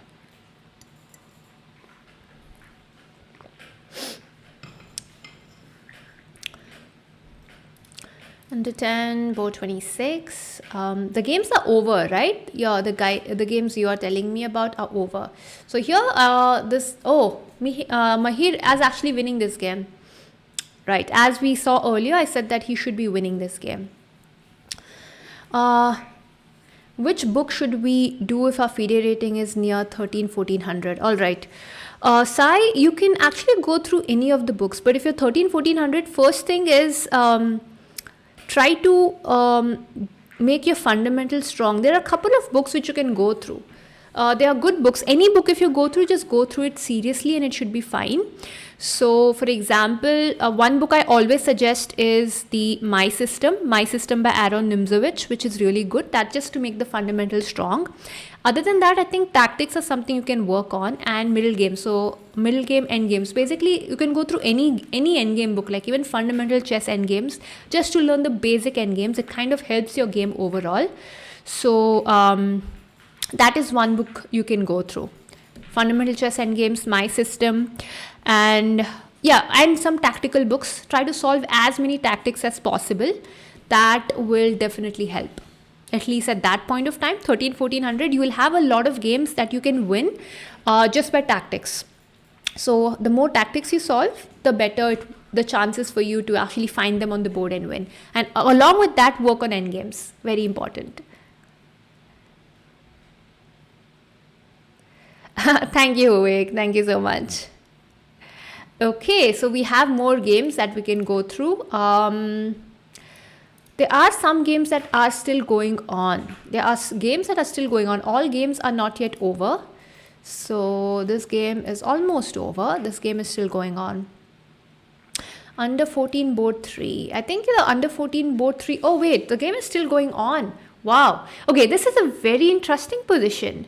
This is very interesting because there are 2 rooks for the queen. And in this particular position, the 2 rooks seem to be very, very strong. Though if you get something like that, the queen is just unmovable. Okay, the 2 rooks should be winning this because the 2 rooks can sacrifice themselves for the knight. So for example, there is rook into, queen into, rook into, king into, and you can do it at the right time, not immediately, no worries. And after that, white will have an extra knight on the board. So this should be winning for Arvind Iyer. This should be winning. Hi, Krishna Chaitanya. How do you contact me? You can contact me on chess.com or any social media, anywhere. You can type my name, you'll get my social media anywhere. You can always contact me. You can also visit my chess.com profile or Leechess, anywhere. No worries. Oh wait, what just happened here? Okay, black took the knight back, rook d7, attacking this. Yeah, black had to do that, and this is winning for white. We just have to see how Arvind is going to convert this. Ashmita, who is playing black, was also on time pressure.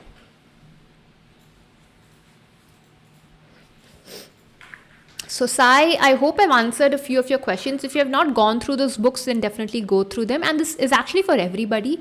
Try to improve your endgame skills and maybe some middle game tactics and strategies, and it will definitely help you improve your game and your rating overall. But endgames, yes. People don't look at endgames, right? Endgames, if you can work on your endgames, then you'll definitely do very well compared to your competition, because they don't go through endgames. You learn endgames. You are way ahead of them. Thank you so much for the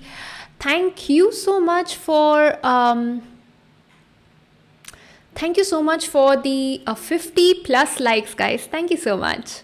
Just give me a second.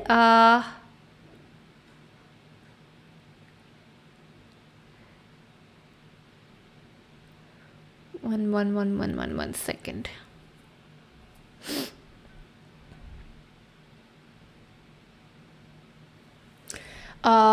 This is regarding your son, Devansh Nami. Okay, you can contact me on, you can actually message me on chess.com. I am a chess.com coach too. So what I'll do is I'll just put in my account, and then you can actually you can message me on chess.com.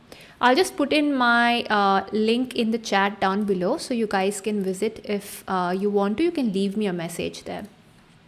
So I'll put my link in the chat. So this is my chess.com link.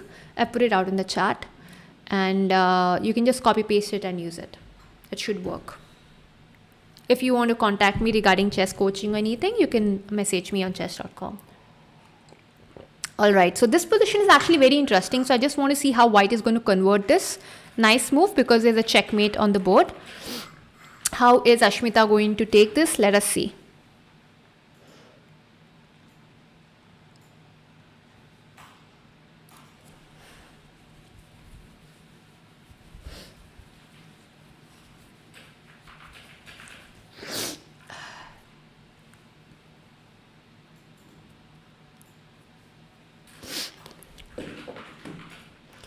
Oops, what happened to my camera? All right. Ashrut Ahuja, my rating is 1900 plus. I have a FIDE rating of 1900 plus.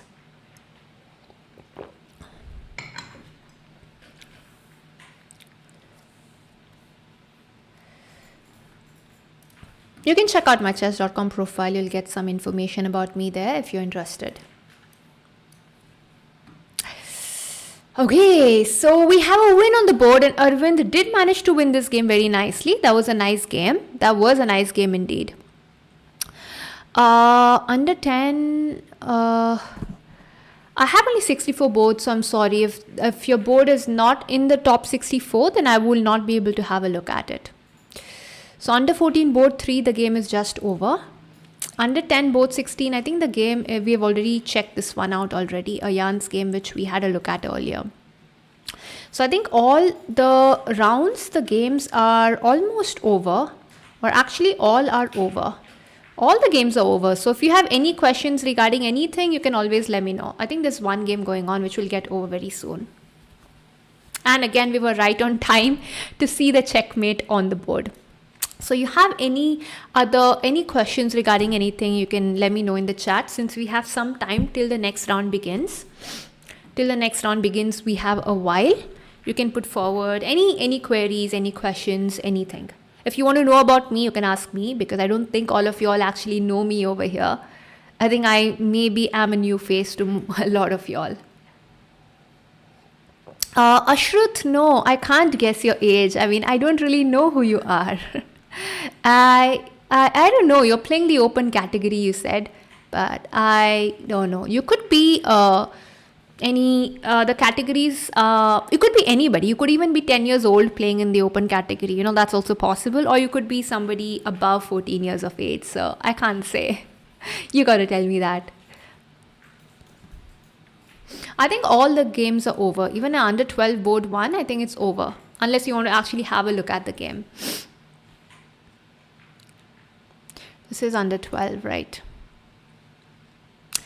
Just let me know when the next round begins. I don't think the next round has begun as yet, because the games are just over. So the games will begin soon.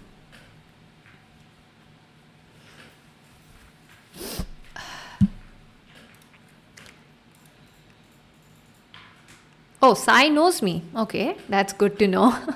I thought most of you all will actually not be knowing me over here. Oh wow, you're 12 years old and you're playing in the open category. That's very nice. That's actually really nice and really brave. Oh, you just searched my name on Google, so that's how you know me.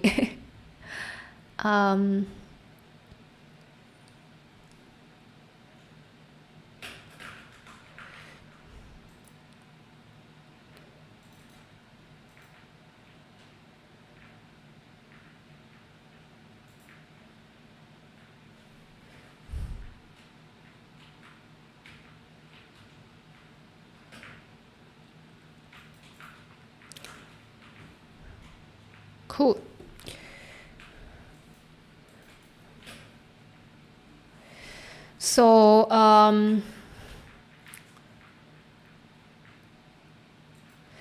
So we have 10 more minutes for the rounds to begin. Yes, my rating is 1900 Sai. That's right. Hi,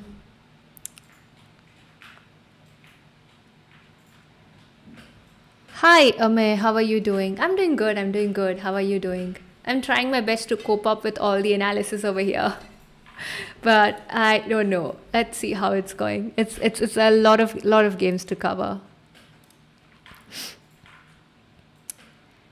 Under 12, board 1, round 4. You mean in the next round? Well, we have time. Let the round begin and then we can definitely... I don't think the rounds have begun, right? Rounds have not yet begun.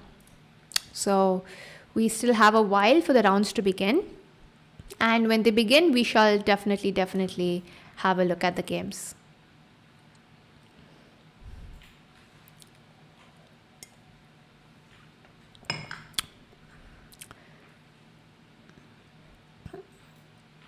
The games are being played on Tornillo. The tournament is being played on Tornillo.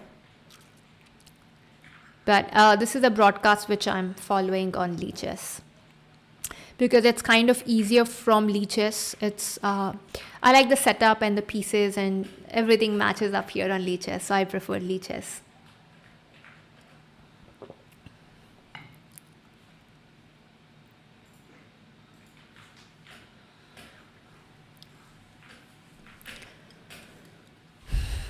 So how many of you all from the open category are over here? Because I think most players, whoever have joined in the chat, all of them are from under 8, under 10, under 12, under 14. I think in the open category, I just met 2 people from the open category who are here in the chat. Is anybody else playing in the open category?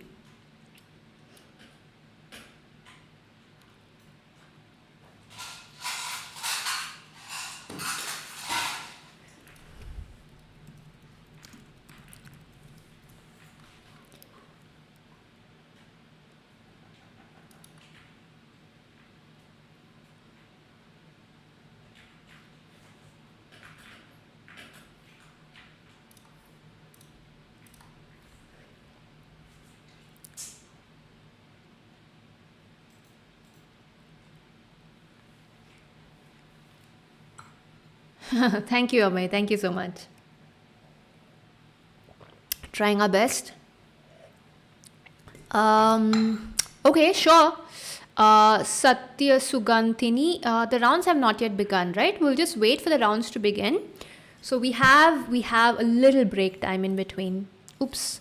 We have a little break time in between which we can just chit chat and make use of. 1 second.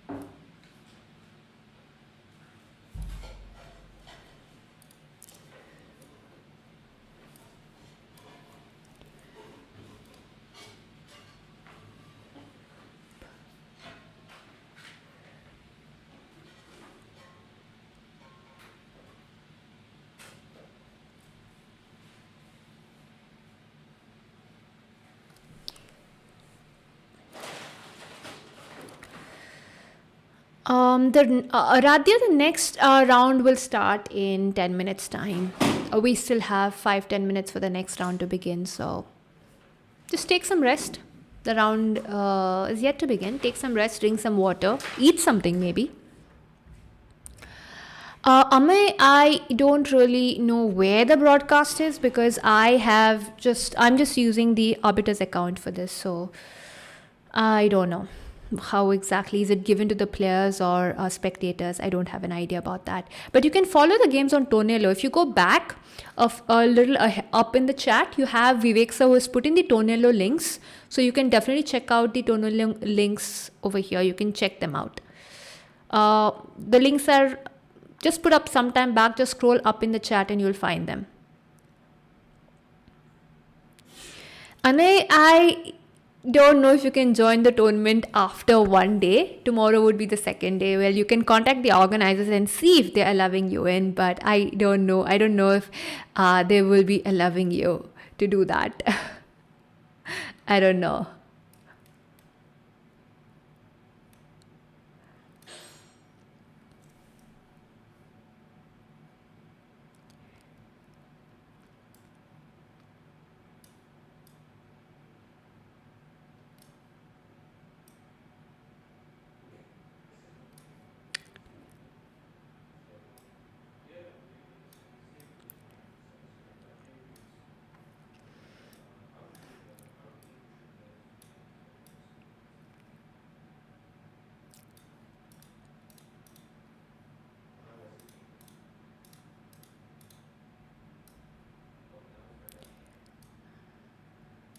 Okay. We have a few minutes for the pairings to come in, and we will. Oops, my bad. We shall just actually wait for the tournament to begin. And I can take in any questions or anything in the meantime, as I've already mentioned.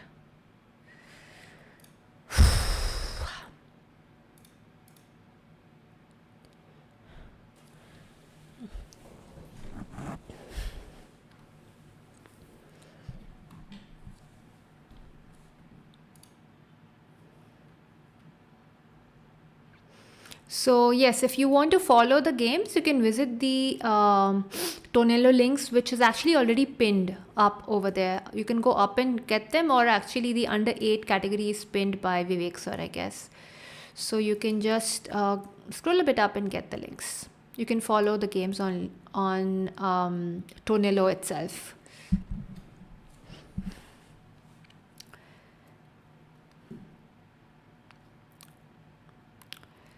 Aradhya, I'm opening it on Lichess because I'm using the Arbiters account for this, the Arbiters account. But I don't know if it's visible to you people, so I can't give you this link. But Tonello links are something you can follow. The links on Tonello, you can go to the games and follow the games there. I think the link is given to all of y'all.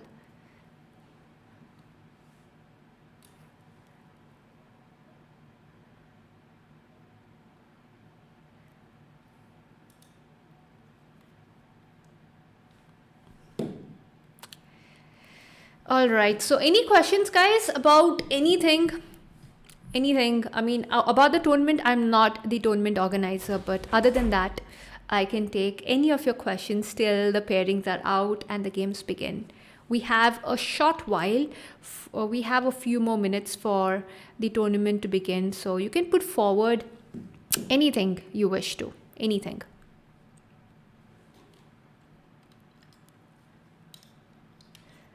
We have one last round left, and then we'll be meeting tomorrow, directly tomorrow, after this round is done.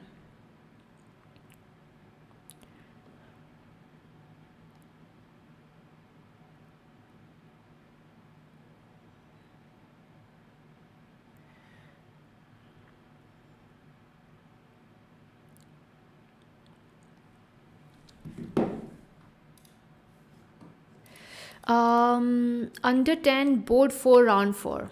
Sure. Once the rounds begin, then definitely. Right now the rounds have not begun. So once they begin, I'll definitely do it. Do you feel cool when you see original chess pieces? I have original chess pieces right there. You mean on the board and online? I think on the board is a very different feeling. And on the board is actually a beautiful feeling when you play tournaments on the board. So yeah, I love playing on the board compared to online. I prefer on the board. Online, I don't enjoy too much. Also, I'm not very serious when I play online.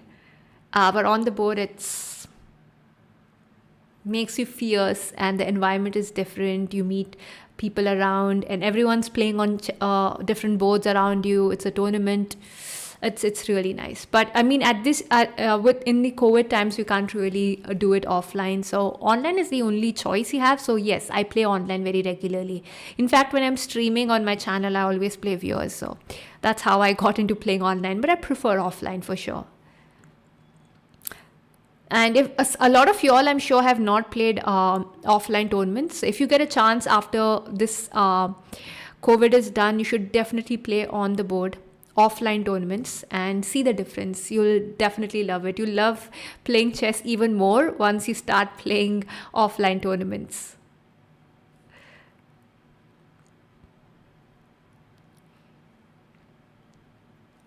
Okay, the question is, have the games begun?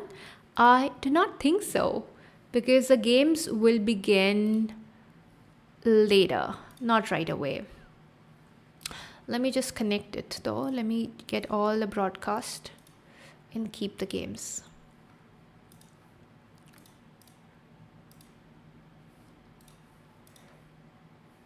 All right. The games will begin soon. The games will begin soon. You're playing chess from 5 years. That's nice, eh? That's good. That means you have played on the board, right? A lot of players have begun playing chess, in the past 3 years. So they have not really played on the board chess. A lot of players. So it was like I had to mention.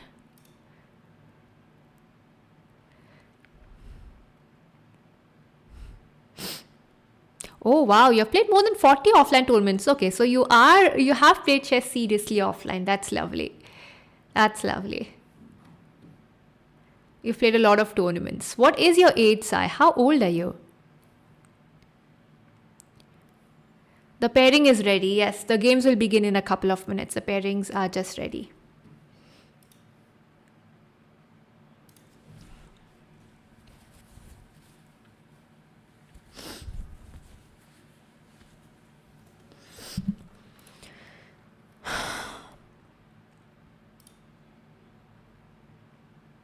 So if you are players over here, then all the best. Do well in your games. And you can come here later once your game is over, and we can definitely have a look at your game later on. And thank you so much for the 58 likes. Another 2 likes, we're reaching a 60. So if possible, hit a like, guys, if you have not as yet. And I think the games have just begun. The games have just begun. So we'll have a look at that. We will see if I audible. I am audible. Perfect. So the games have just begun. So I'll just change the scene right away. And we have games that have begun already. This is the under 14 category. Actually under 12 category. So all categories, the games have begun. I think under 8 is yet to begin, but under 12, under 14, under 10, under 14 has not yet begun, and open has not yet begun. But we have the, oh wow, Queen G4, okay. So this is the under 10 category. White has got the queen immediately attacking the pawn. I think this must be some opening trap or something. Oh, white has learned. So Queen G4 attacking this. So black is forced to play King F8 to protect the pawn now. We have to see if black is going to do that, or is black going to push the pawn. Pushing the pawn would be a weakness. You don't want to push the pawn because the bishop is on C5. The bishop cannot really get to G7 immediately. So a big no to that. Probably King F8. But G6 is possible, but not the best way to continue. Let's see how he continues now. Why 60? Let's go for 100 likes. Well, we go step by step, Ame. We started at 40, then we went to 50 likes. Now we're aiming at 60, and then we go step by step, and we keep increasing the number of steps. We keep climbing higher and higher, and we definitely hope for 100, but we don't have those many viewers, so that's why I said a 60. All right, the games have begun. So under 12, we board 35. All right, let's go to board 35 in the under 12 category. We have Rahul Tarekar playing against Vatsal Chokra.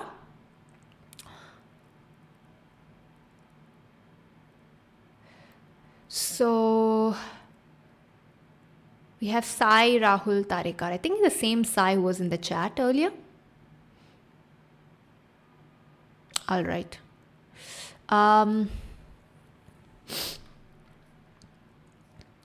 Okay, so this is just Scotch Gambit, and the game is going on. Black is thinking what to do. Black has options. Black is thinking what to do. I think usually white makes a choice on how to continue from here. So after castling, black usually just captures the pawn and continues the game. And black did it. Black has taken a while. Black has captured the pawn. Rook e1 is the main line. Then they will play bd5, and then there is bishop d5, queen d5, and knight c3. Let's see if that is going to be played on the board. We don't know. Should be played rook e1. Let's have a look and let's see what's going to be played.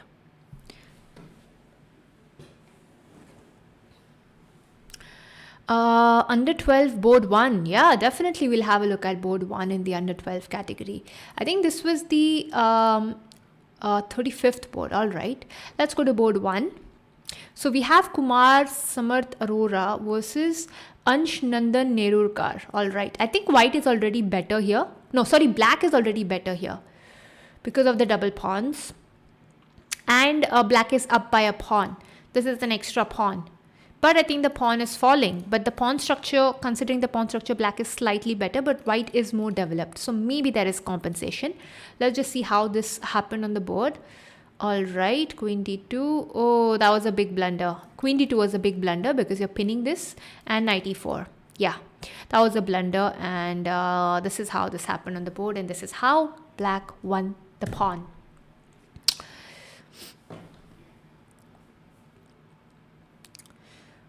This is the under 12 category. Board 1. It's still equalish though. White is not losing. Even though white is down a pawn, white is up in development, so white is not losing.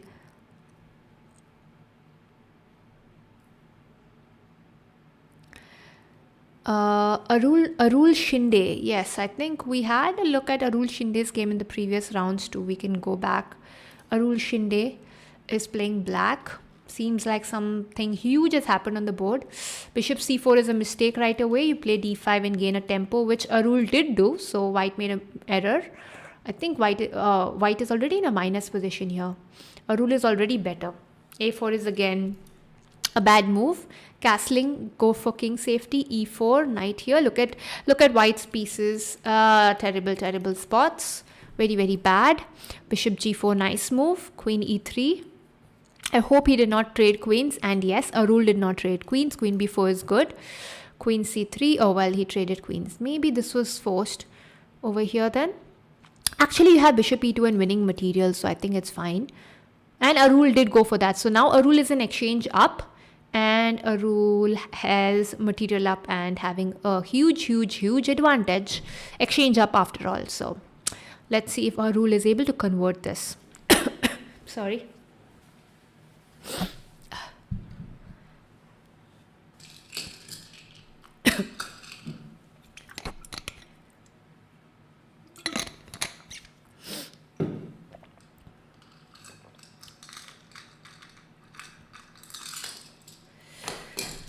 Under 12, board 35. I think we are in under 12, right? We'll go to board 35. We have size game once again. All right. We have size game. Just give me a minute.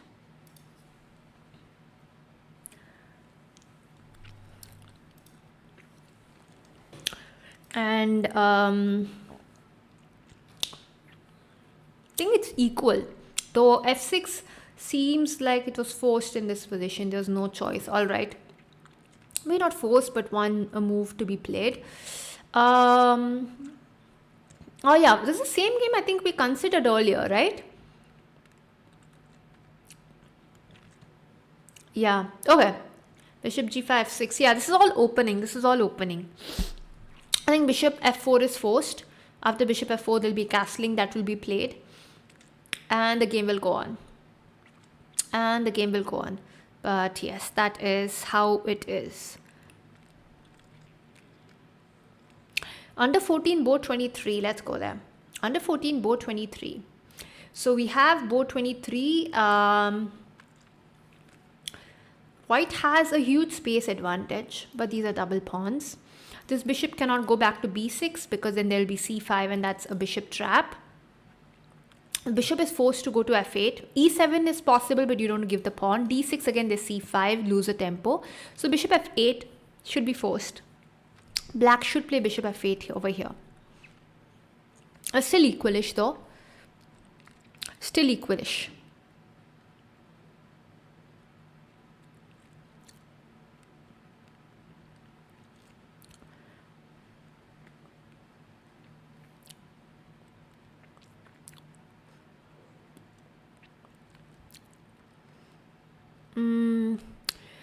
Ravi would have to actually give me the board number too, because without the board number, I will not be able to go to the game and check out the game. So I really require the board number when you're giving the name to me.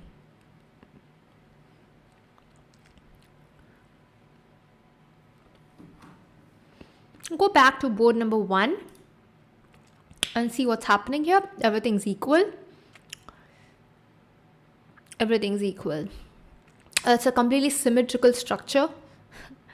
It's symmetrical. We don't know what's happening. All right. Over here, Aryan Varshni again in the open category. I know Aryan Varshni has been playing all these online tournaments and he does really well. He does really well in all these online tournaments. We don't really have the players' ratings over here. On Tornado, you'll get the players' ratings when you watch them live. Over here, I don't have the players' ratings. As you see, it's just the players' names. No ratings. We also have Aradhya Garg who's playing black once again over here. And I think black is already better. Considering this pawn has reached over here, black is slightly better already. I like black's position right away. Under 8, board 52. All right, let's go to board 52 in the under 8 category. Black is winning already. We have black already winning the game. So we have Dipanjali Srivastava, who is up a queen, should be winning this game very soon. Up a queen and a rook, and the result should be out pretty soon. We take some moves. It's the under 8 category, so that's understandable, but that's pretty good. Already a winning position. In the under 14, you want board 24 and board 23. All right, we'll go to 24 and 23 together. Board 23 is looks equal to me. I think the same bishop f8 we discussed earlier. Yeah, we already discussed this. And board 24 was also asked. I think this is also equal. Everything's equal. But I think this is like a good knight against a bad bishop for the timing. The knight would have to be there. c5 or could create something. Rook d1 would have to be played. It's equalish, but yeah, so I'd not like king c2. I would prefer knight d4 in this position. Sit with your knight in front of the pawn and try to control some squares, as I mentioned. You don't want to exchange the bishop for the knight. When you exchange the bishop for the knight, then black is doing very fine. Again, king d2, that's a waste of a move. So white just wasted 2 moves over here, which is not a minus position, but unnecessarily giving black a tempo. So the position is equal, nothing much. Nothing, let's say nothing fierce happening on the board, nothing hot. Equal, and the game's going to go on. It's an end game.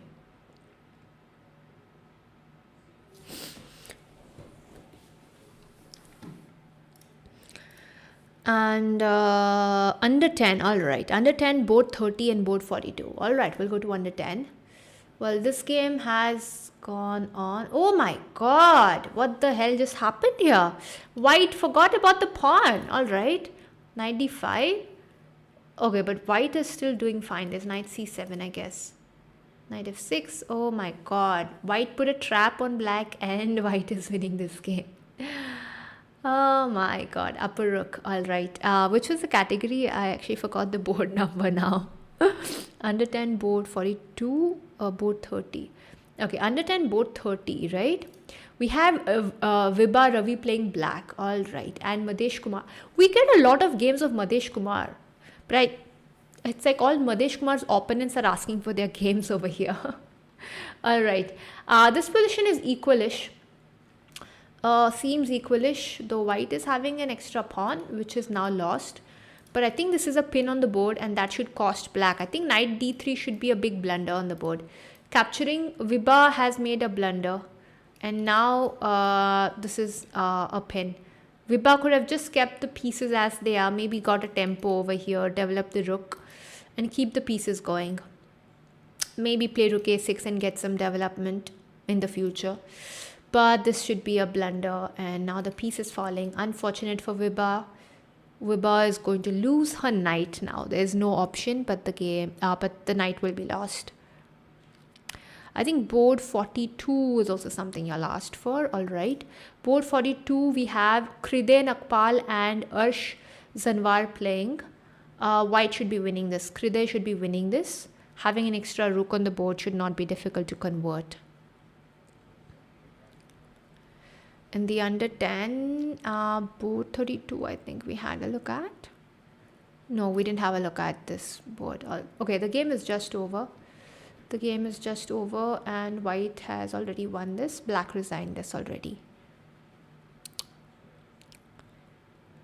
Under 8, we have Ishan Kher. Yeah, I think Ishan was playing on the top board on the first round, if I'm not wrong. You need to give me the name, the board number. I can't really search for it. Under 8, board 6, since we're already here. Seems like white is winning this.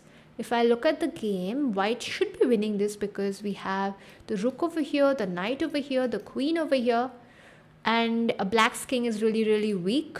So this should be winning for white sometime. I don't know how, when, where, but this should be winning for white. As long as white does not blunder or give a chance to black. Anyway, black is taking time. Let's see what Venkata Naga Karthik Malladi has. Let's see what he plays.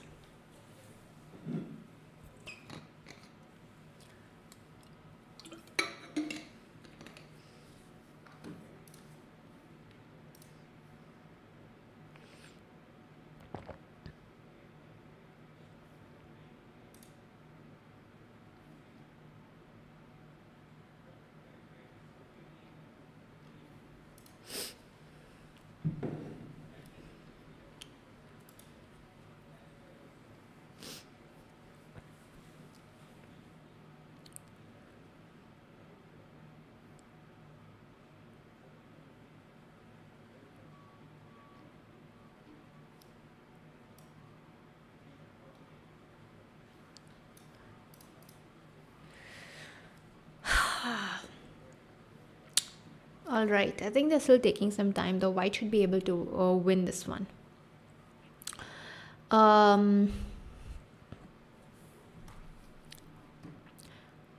Any other in the under 8 category? I think this was board 6. Nothing mentioned in the under 8 category after this. So I think we are good to go with the under 8.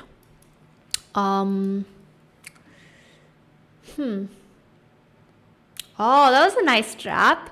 Basically, black is putting a trap that if white captures, he wants to go rook g2, a check, sacrifice a rook, and with a discovered attack, win the queen. Now the question is Siddhant going to capture the pawn? Oops, my arrow goes wrong. But Siddhant is not capturing the pawn. And he's gone rook e8, which makes sense and should be converting this. Okay, so we'll go to under 14 board 23. Under 14 board 23. I think we already had a look at this game some time ago, and this was completely equal. This was an equal position. I think we already had a look at this. Under 8 board 52. All right, we'll go to under 8 back to board 52. The game is going on. Okay, so Dipanjali is again winning this game. I think we already saw this earlier, right? There was an extra queen on the board. Was it this round or the previous round? No, we saw this position earlier. Yeah, we already saw Dipanjali is already winning. Under 12 board 1. Yes, definitely. Board 1, of course. Where is board 1? I think this is the game you're talking about. Kumar Arora against Ansh Nandan Nerukar. So yeah, I think I mentioned at the past a couple of mistakes that I felt they were mistakes. Now I think the position is equal, though I still prefer black possibly in this position because I like the pawn, and the double pawns are something that do not fascinate me in any way. I like black, but the position is not lost for white. I think it's still playable. You have moves like a5 coming on the board, trying to break the pawn structure, but the spin is something white got to take care of. So king c2 is kind of a necessity to remove the pin from the board, and it's playable. It's not lost, but I like black. As a player, I would prefer black in this particular position. I think I prefer black here. I'll try to double, play rook d6, rook d8.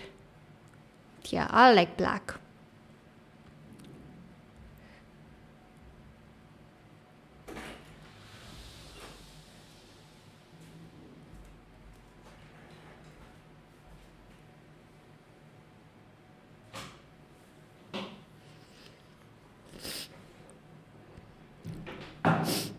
Under 14, board 23. Did we not have a look at that? It was under 12, I believe, then.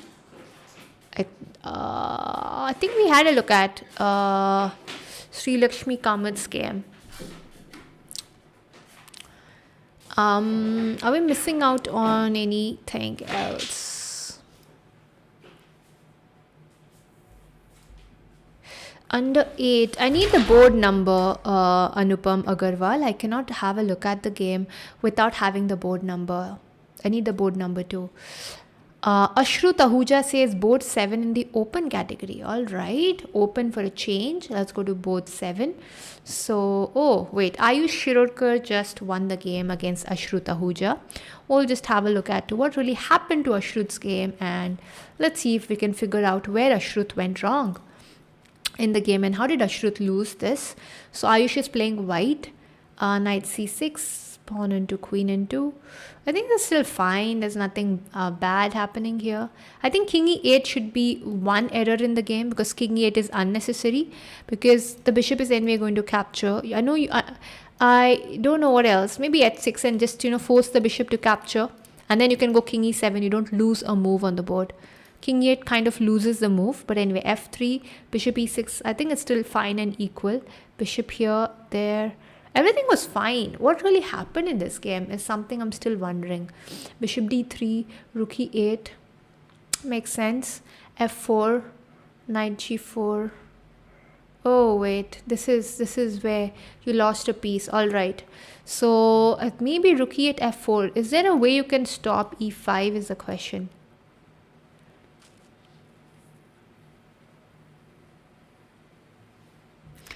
Is there a way you can stop e5? Maybe with some counterplay. The problem is your bishop has nowhere to go.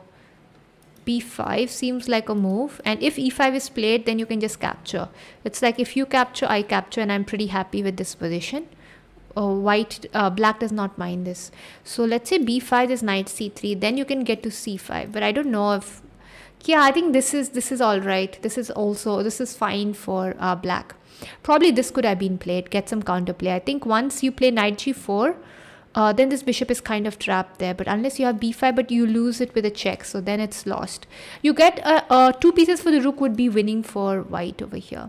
2 pieces, I think Ayush would be happy to give up the 2 pieces for the rook, and that's winning. 2 pieces, and then the pieces just, yeah. I was just winning. So I think that was just your mistake, not allowing. Maybe you should not have allowed f4 in that case. F4, E5. What could you have done if you don't allow F4? I don't think you can stop F4 unless you go G5, but then there's H4, and that's not nice. Yeah, probably after Rook E8, which looks natural. I think maybe just B5 there. I think that's a mistake. All right, going forward.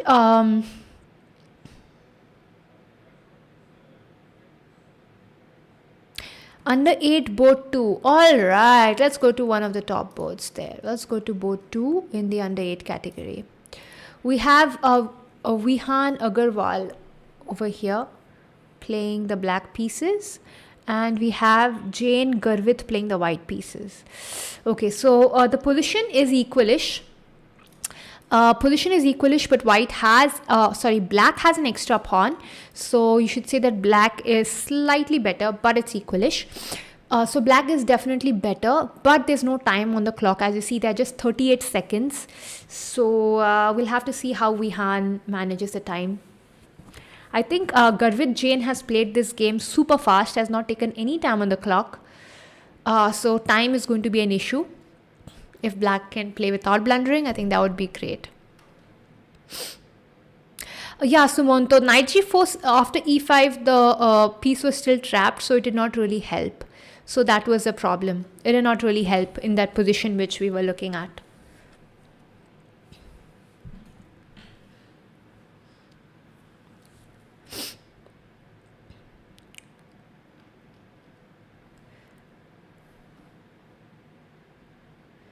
So let's just have a look at this game for a while, because anyway Garvit plays very fast. We'll give this game a couple of minutes and let's see how fast Vihan Anupam Agarwal continues this game. Let's have a look at this.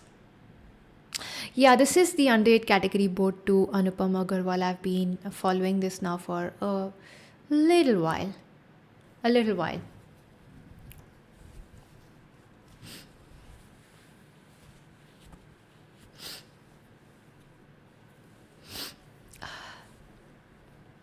And then we can go to the other boards on in the other categories. Just give this a minute.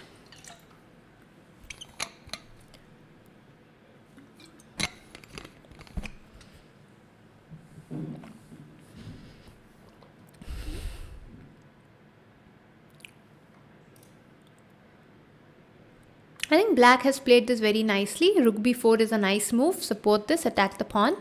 That's a very nice move. Oh wait, rook b5 is unnecessary. The rook is already protected. I think obviously Vihan does not have time, so I think that's why rook b5 was played. I think the king could have just come in or played g4, king g5, f4 and create a passed pawn on this side. That should just be winning for black.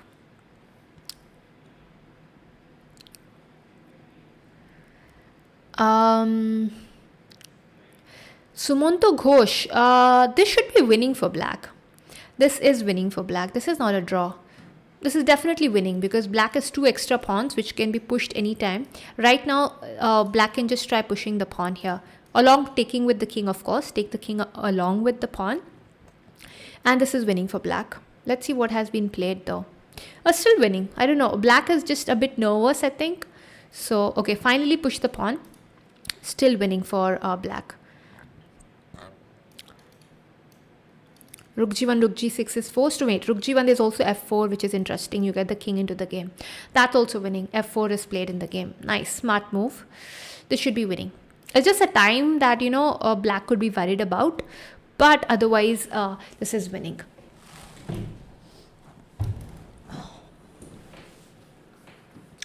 Lost for white and winning for black, yes. Under 14.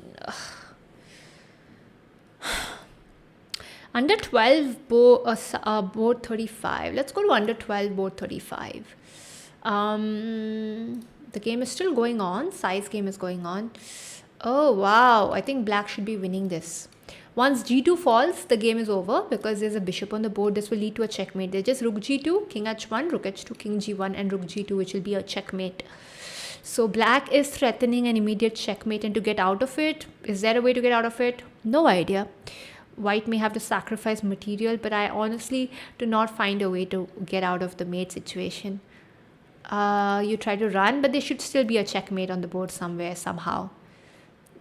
This should be a winning for Vatsal Chokra.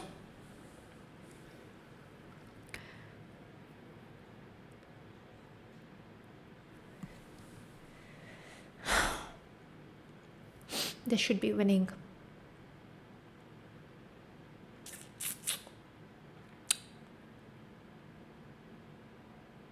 Rahul Tarekar is taking his time. Anyway, under 10 board 4. Let's go to the under 10 category, board 4. All right. Board 4, we have Arjun Prabhu playing against Ayan Garg. And as we see, Ayan Garg is already material up and should be winning this very soon. Pretty soon. Having a rook and knight extra on the board should not be difficult. With 6 minutes on the clock, should be an easy win for Ayan Garg. Under 10, board 3. All right. Oh, wow. Okay, that's again another interesting position. Opposite sides castling. I think black should be winning this because even though you want to capture queen f7, you can't capture queen f7. Black is supporting it with the queen. And how many extra pawns? 1, 2, 3, 4 extra pawns. 4 extra pawns black should be winning. White is trying to not trade pieces. But I think Advik Singh Chauhan should be able to convert this. Let's see if black is able to convert this. We will see when the result is out. But for now, that's a plus position. Black is winning for sure.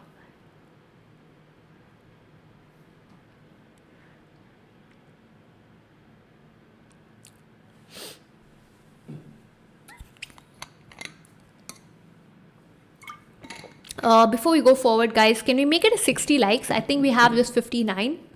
Can we make this a 60 like stream? We need 60 likes. And if you want to be here again for the future tournaments commentary, then also subscribe to the channel. The video you're watching, you have the subscribe button in red color. Just click on the subscribe button and you'll be notified whenever there is a video on this channel or whenever this channel goes live again. And even you can visit again tomorrow, you'll be notified. So hit the subscribe button, which is in red color, and also hit the thumbs up button for a like. And just to tell you guys, this is not my channel. So just letting you know, guys, if you think that I'm just promoting my own channel, I'm not. This is Vivek Sir's channel. Here's an interesting position. I think black can just play queen back here. There's absolutely nothing. Under 12, board 12. Let's go to under 12 and go to board 12. The game is already over. This game ended in a draw and went in an endgame, opposite colored bishops endgame, and this ended in a draw, which is expected in this endgame, so that's a draw. I just went fast because the game is over. Under 14, board 23. Let's go there. Board 23. Oh, the game is already over actually. How did this game just get over? What really happened here? Oh wow, this is just a blunder. I think the position is completely equal. Queen d3 made sense. Black wants to play rook d3 and double the rooks. And I think Sri Lakshmi just made a blunder, forgot that the queen is under attack, played rook d1 and lost the queen and actually resigned. So the game is over and Arul Sriram has already won the game. In the under 14 category, board number 36. All right, let's go to board 36. The game is actually going on. We have Rishikesh Kumbhare playing white versus Varad Desai. Actually, Varad Desai is up a piece, right? Varad is up a piece. So the question is there any counterplay, any pawn pushes? Not really. I think Varad is up a piece, but should be careful because this knight is basically a useless knight. So should be careful. Maybe capture things you're getting for free and continue the game. Yeah. maybe get the queen into the game. After that, maybe play king on h7. That seems like a safe square for the king. White is trying their best maybe to get some pin or get some counterplay on the board, which again makes sense because that's all Rishikesh can do right now. Try to get some counterplay, maybe get some b5 on the board, create a pass pawn. We'll have to see how exactly this game goes. Let's give them a minute or two. Let's watch this game for 2 minutes and let's see how this is really turning out. Okay, thank you so much for the 60 likes. It's nice to see the 60 likes finally. 60 likes are good. Thank you so much.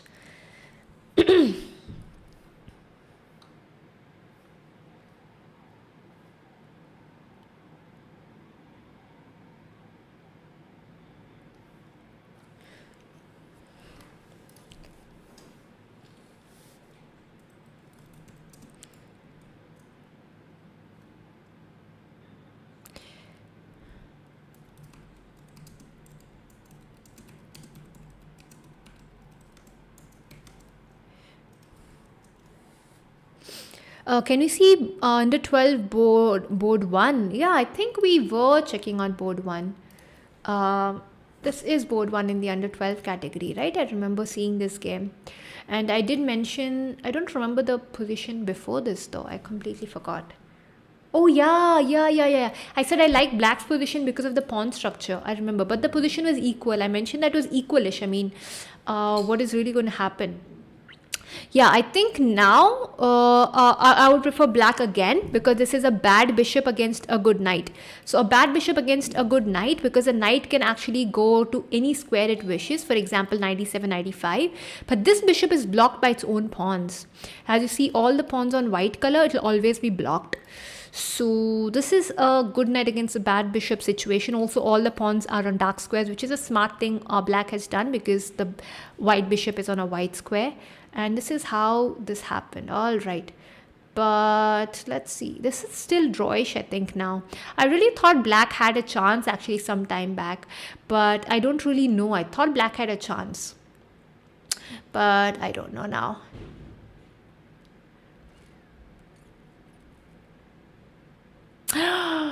Oh, I actually see it now. I think this is not possible. The knight cannot attack. So what if in this position, if we can get the king to h4, let's say the bishop is on c8, and we can get the knight to g5. If we can get the knight to g5, king to h4, the pawn on h3 will fall. If the pawn on h3 falls, then that game is winning for black because this would be a queen. So I think once you play g5, you lose the opportunity of getting your knight and attacking the pawn. You may get a king entry, but the knight cannot sit on g5. Then I don't know how h3 will be captured. So that could be a reason to why this is drawish now. Right. Now that's a draw.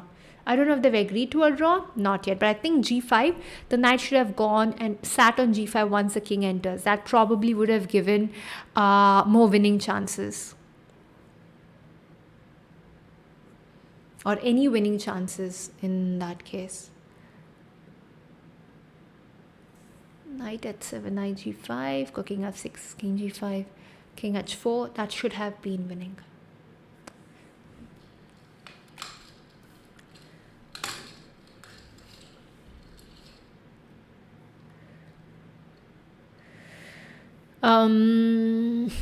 Under 14 board 12. Okay, we'll get there. This should be a draw. I think they'll repeat this. Maybe both of them have 1 minute and less. So they may repeat, play some moves. But there's no entry. Basically, there's no entry over here. This should be a draw. All right. So under 14, board 12. Let's go to board 12.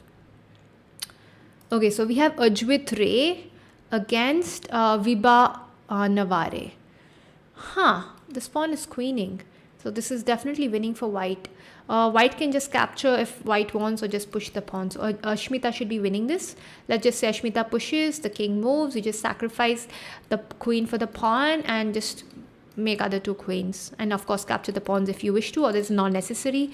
And this is just winning for white. So Ashmita, oh god, the time went to 1 second. Okay, so Ashmita said just play fast. I don't think that is going to take, it wouldn't be difficult to play fast. I think there is increment, so no problem there.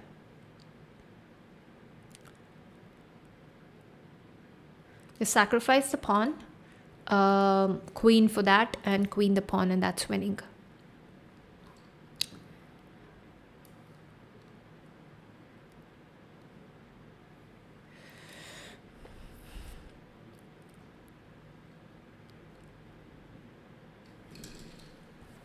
And that's exactly what was done. Now you can also make another queen, or just checkmate by capturing the pawns, or don't capture the pawns and checkmate to the queen and king, or whatever happens. Are any of the top board games going on? Let's just have a look at that. Well, in the under 10 category, this board is still going on, and I think black is winning. The pawn is queening. Yes, now black is just going to be winning this. So Shaunak will be taking lead if he is leading. I don't know the pairings, but this is winning for Shaunak. Up a queen. We also have Taneja Mahir, who is playing this. Wait.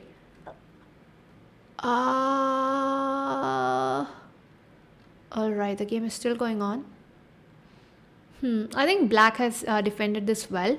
There's absolutely no chance, it seems like, for Taneja. But Taneja is trying. Taneja is trying. We don't know. Any of the top boards that are going on, I think there is Suhani versus Raj Singh Snehal over here, which I like white's position. Up a knight, which looks winning for white, of course. Open category, we have Lakshmi Nair Swara. This should be a draw. This should be a dead draw. There's absolutely nothing. The bishop can... Yeah, this should be a draw. There's no entry, and this is a draw. Theoretically, this should be a draw.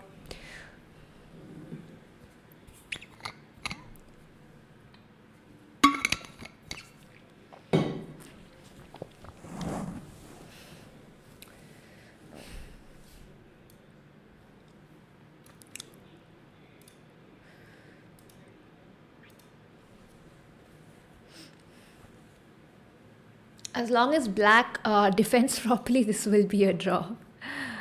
The easiest way black can defend this is keep the king in front of the pawn. I don't know how the endgame came over here, but the easiest way was keep the king in front. I think king c5 would be the easiest way to draw this. Keep the king on a7, for example, and just keep the bishop on g3, f4, and just keep moving the bishop. Basically, that's the easiest way black could have drawn this. Now he should just find ways to not allow king b5, king c6, and so now it's like actually this is a draw anyway. Yeah, this is anyway a draw. You know, the bishop can sacrifice itself for the pawn, and even white is going to capture the h4 and g4 pawns in the future, which will happen. But as long as the king goes to the h8 square, this will be a draw. Again, it's a light square bishop, dark square queening. So just take the king, go there, sit in the corner. That will be a draw. Just sit in the corner and there will be a draw. Don't go here. You go here, you may end up losing the game. You can't do that. King e3 is wrong way, though it is still a draw because the king can still reach on time, but the concept seems to be unknown to Lakshmi Swara Nair. Or now Lakshmi is going there, so this will be a draw. Eventually this will end up in a draw.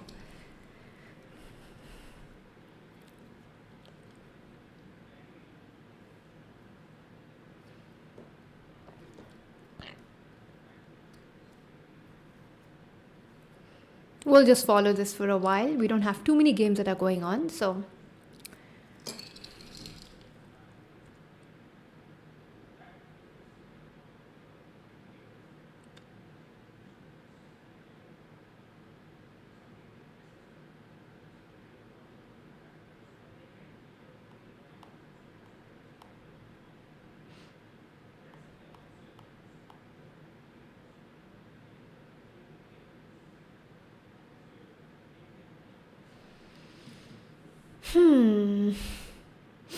Black knows the draw. Swara Lakshmi Nair knows the draw. giving up the pawns, and we've already seen this draws actually in one of the previous rounds. We've already seen this.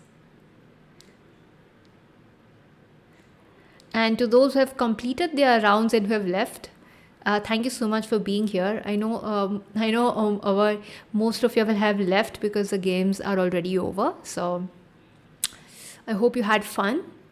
And if your game's over, you can definitely leave. It's up to you. I'll just be covering till all the games I get over here. Till the game is over, I'll be covering this live. Seems like this round has got over much faster than the previous rounds though. Oh wow, what happened here? Oh no. Oh no. Oh my god. What just happened here? This was not winning.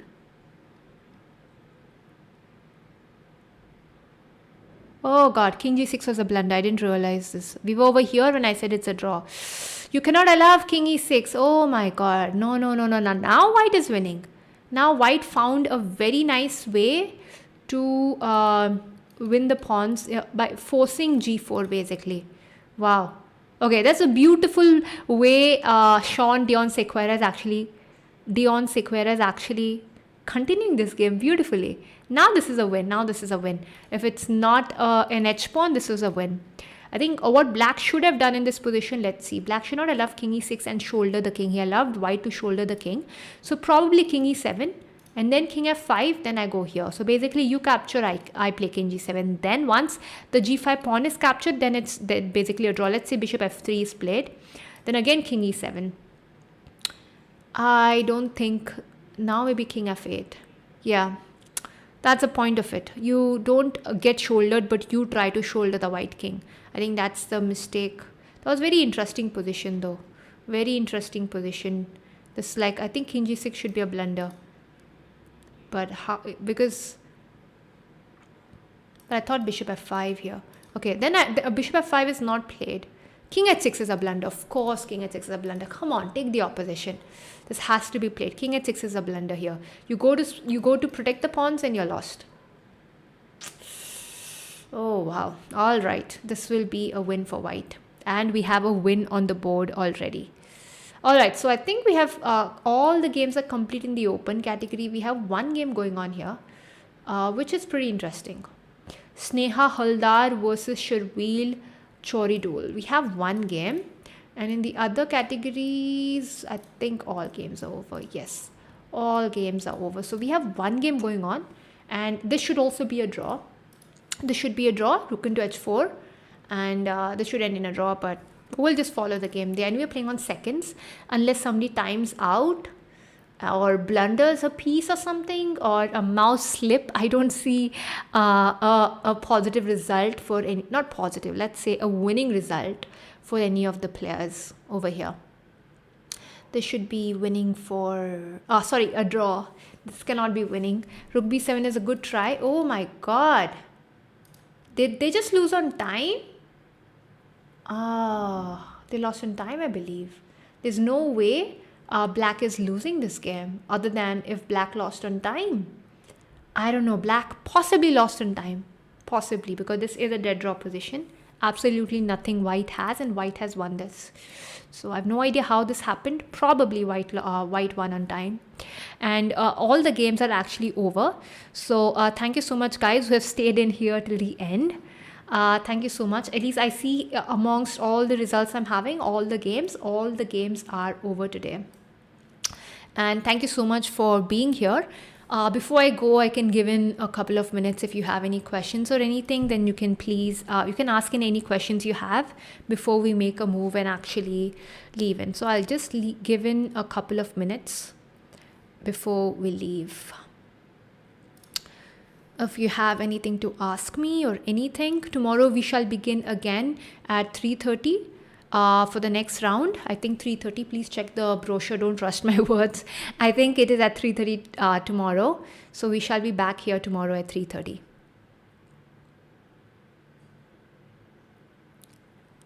And I think we shall make a move in that case. If nobody has anything to say, then we shall make a move.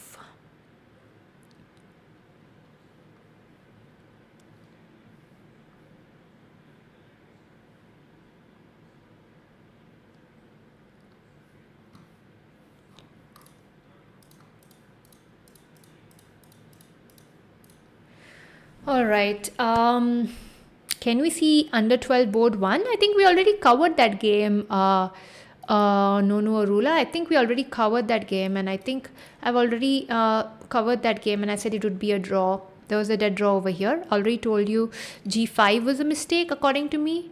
Black could have won by going knight h7, knight g5, and probably taking the king. That was just an idea I had in mind. But white is actually, let's say, lucky enough or played well enough to actually get a draw in this particular position. Oh, I forgot to actually show the board. But yeah, you can keep that in mind. Whatever I mentioned, the notation, you can just check it out. I think I forgot to share the board while saying it to you guys. But anyway, I think all the games are over right now. So we shall end the stream right now, and thank you so much for being here today. I think it was fun. I had a look at some games were really good to look at. And yeah, we will again see you again tomorrow. So we will again see you guys tomorrow. So be on time, not be late for the round. And we shall be ending the stream right now. And bye.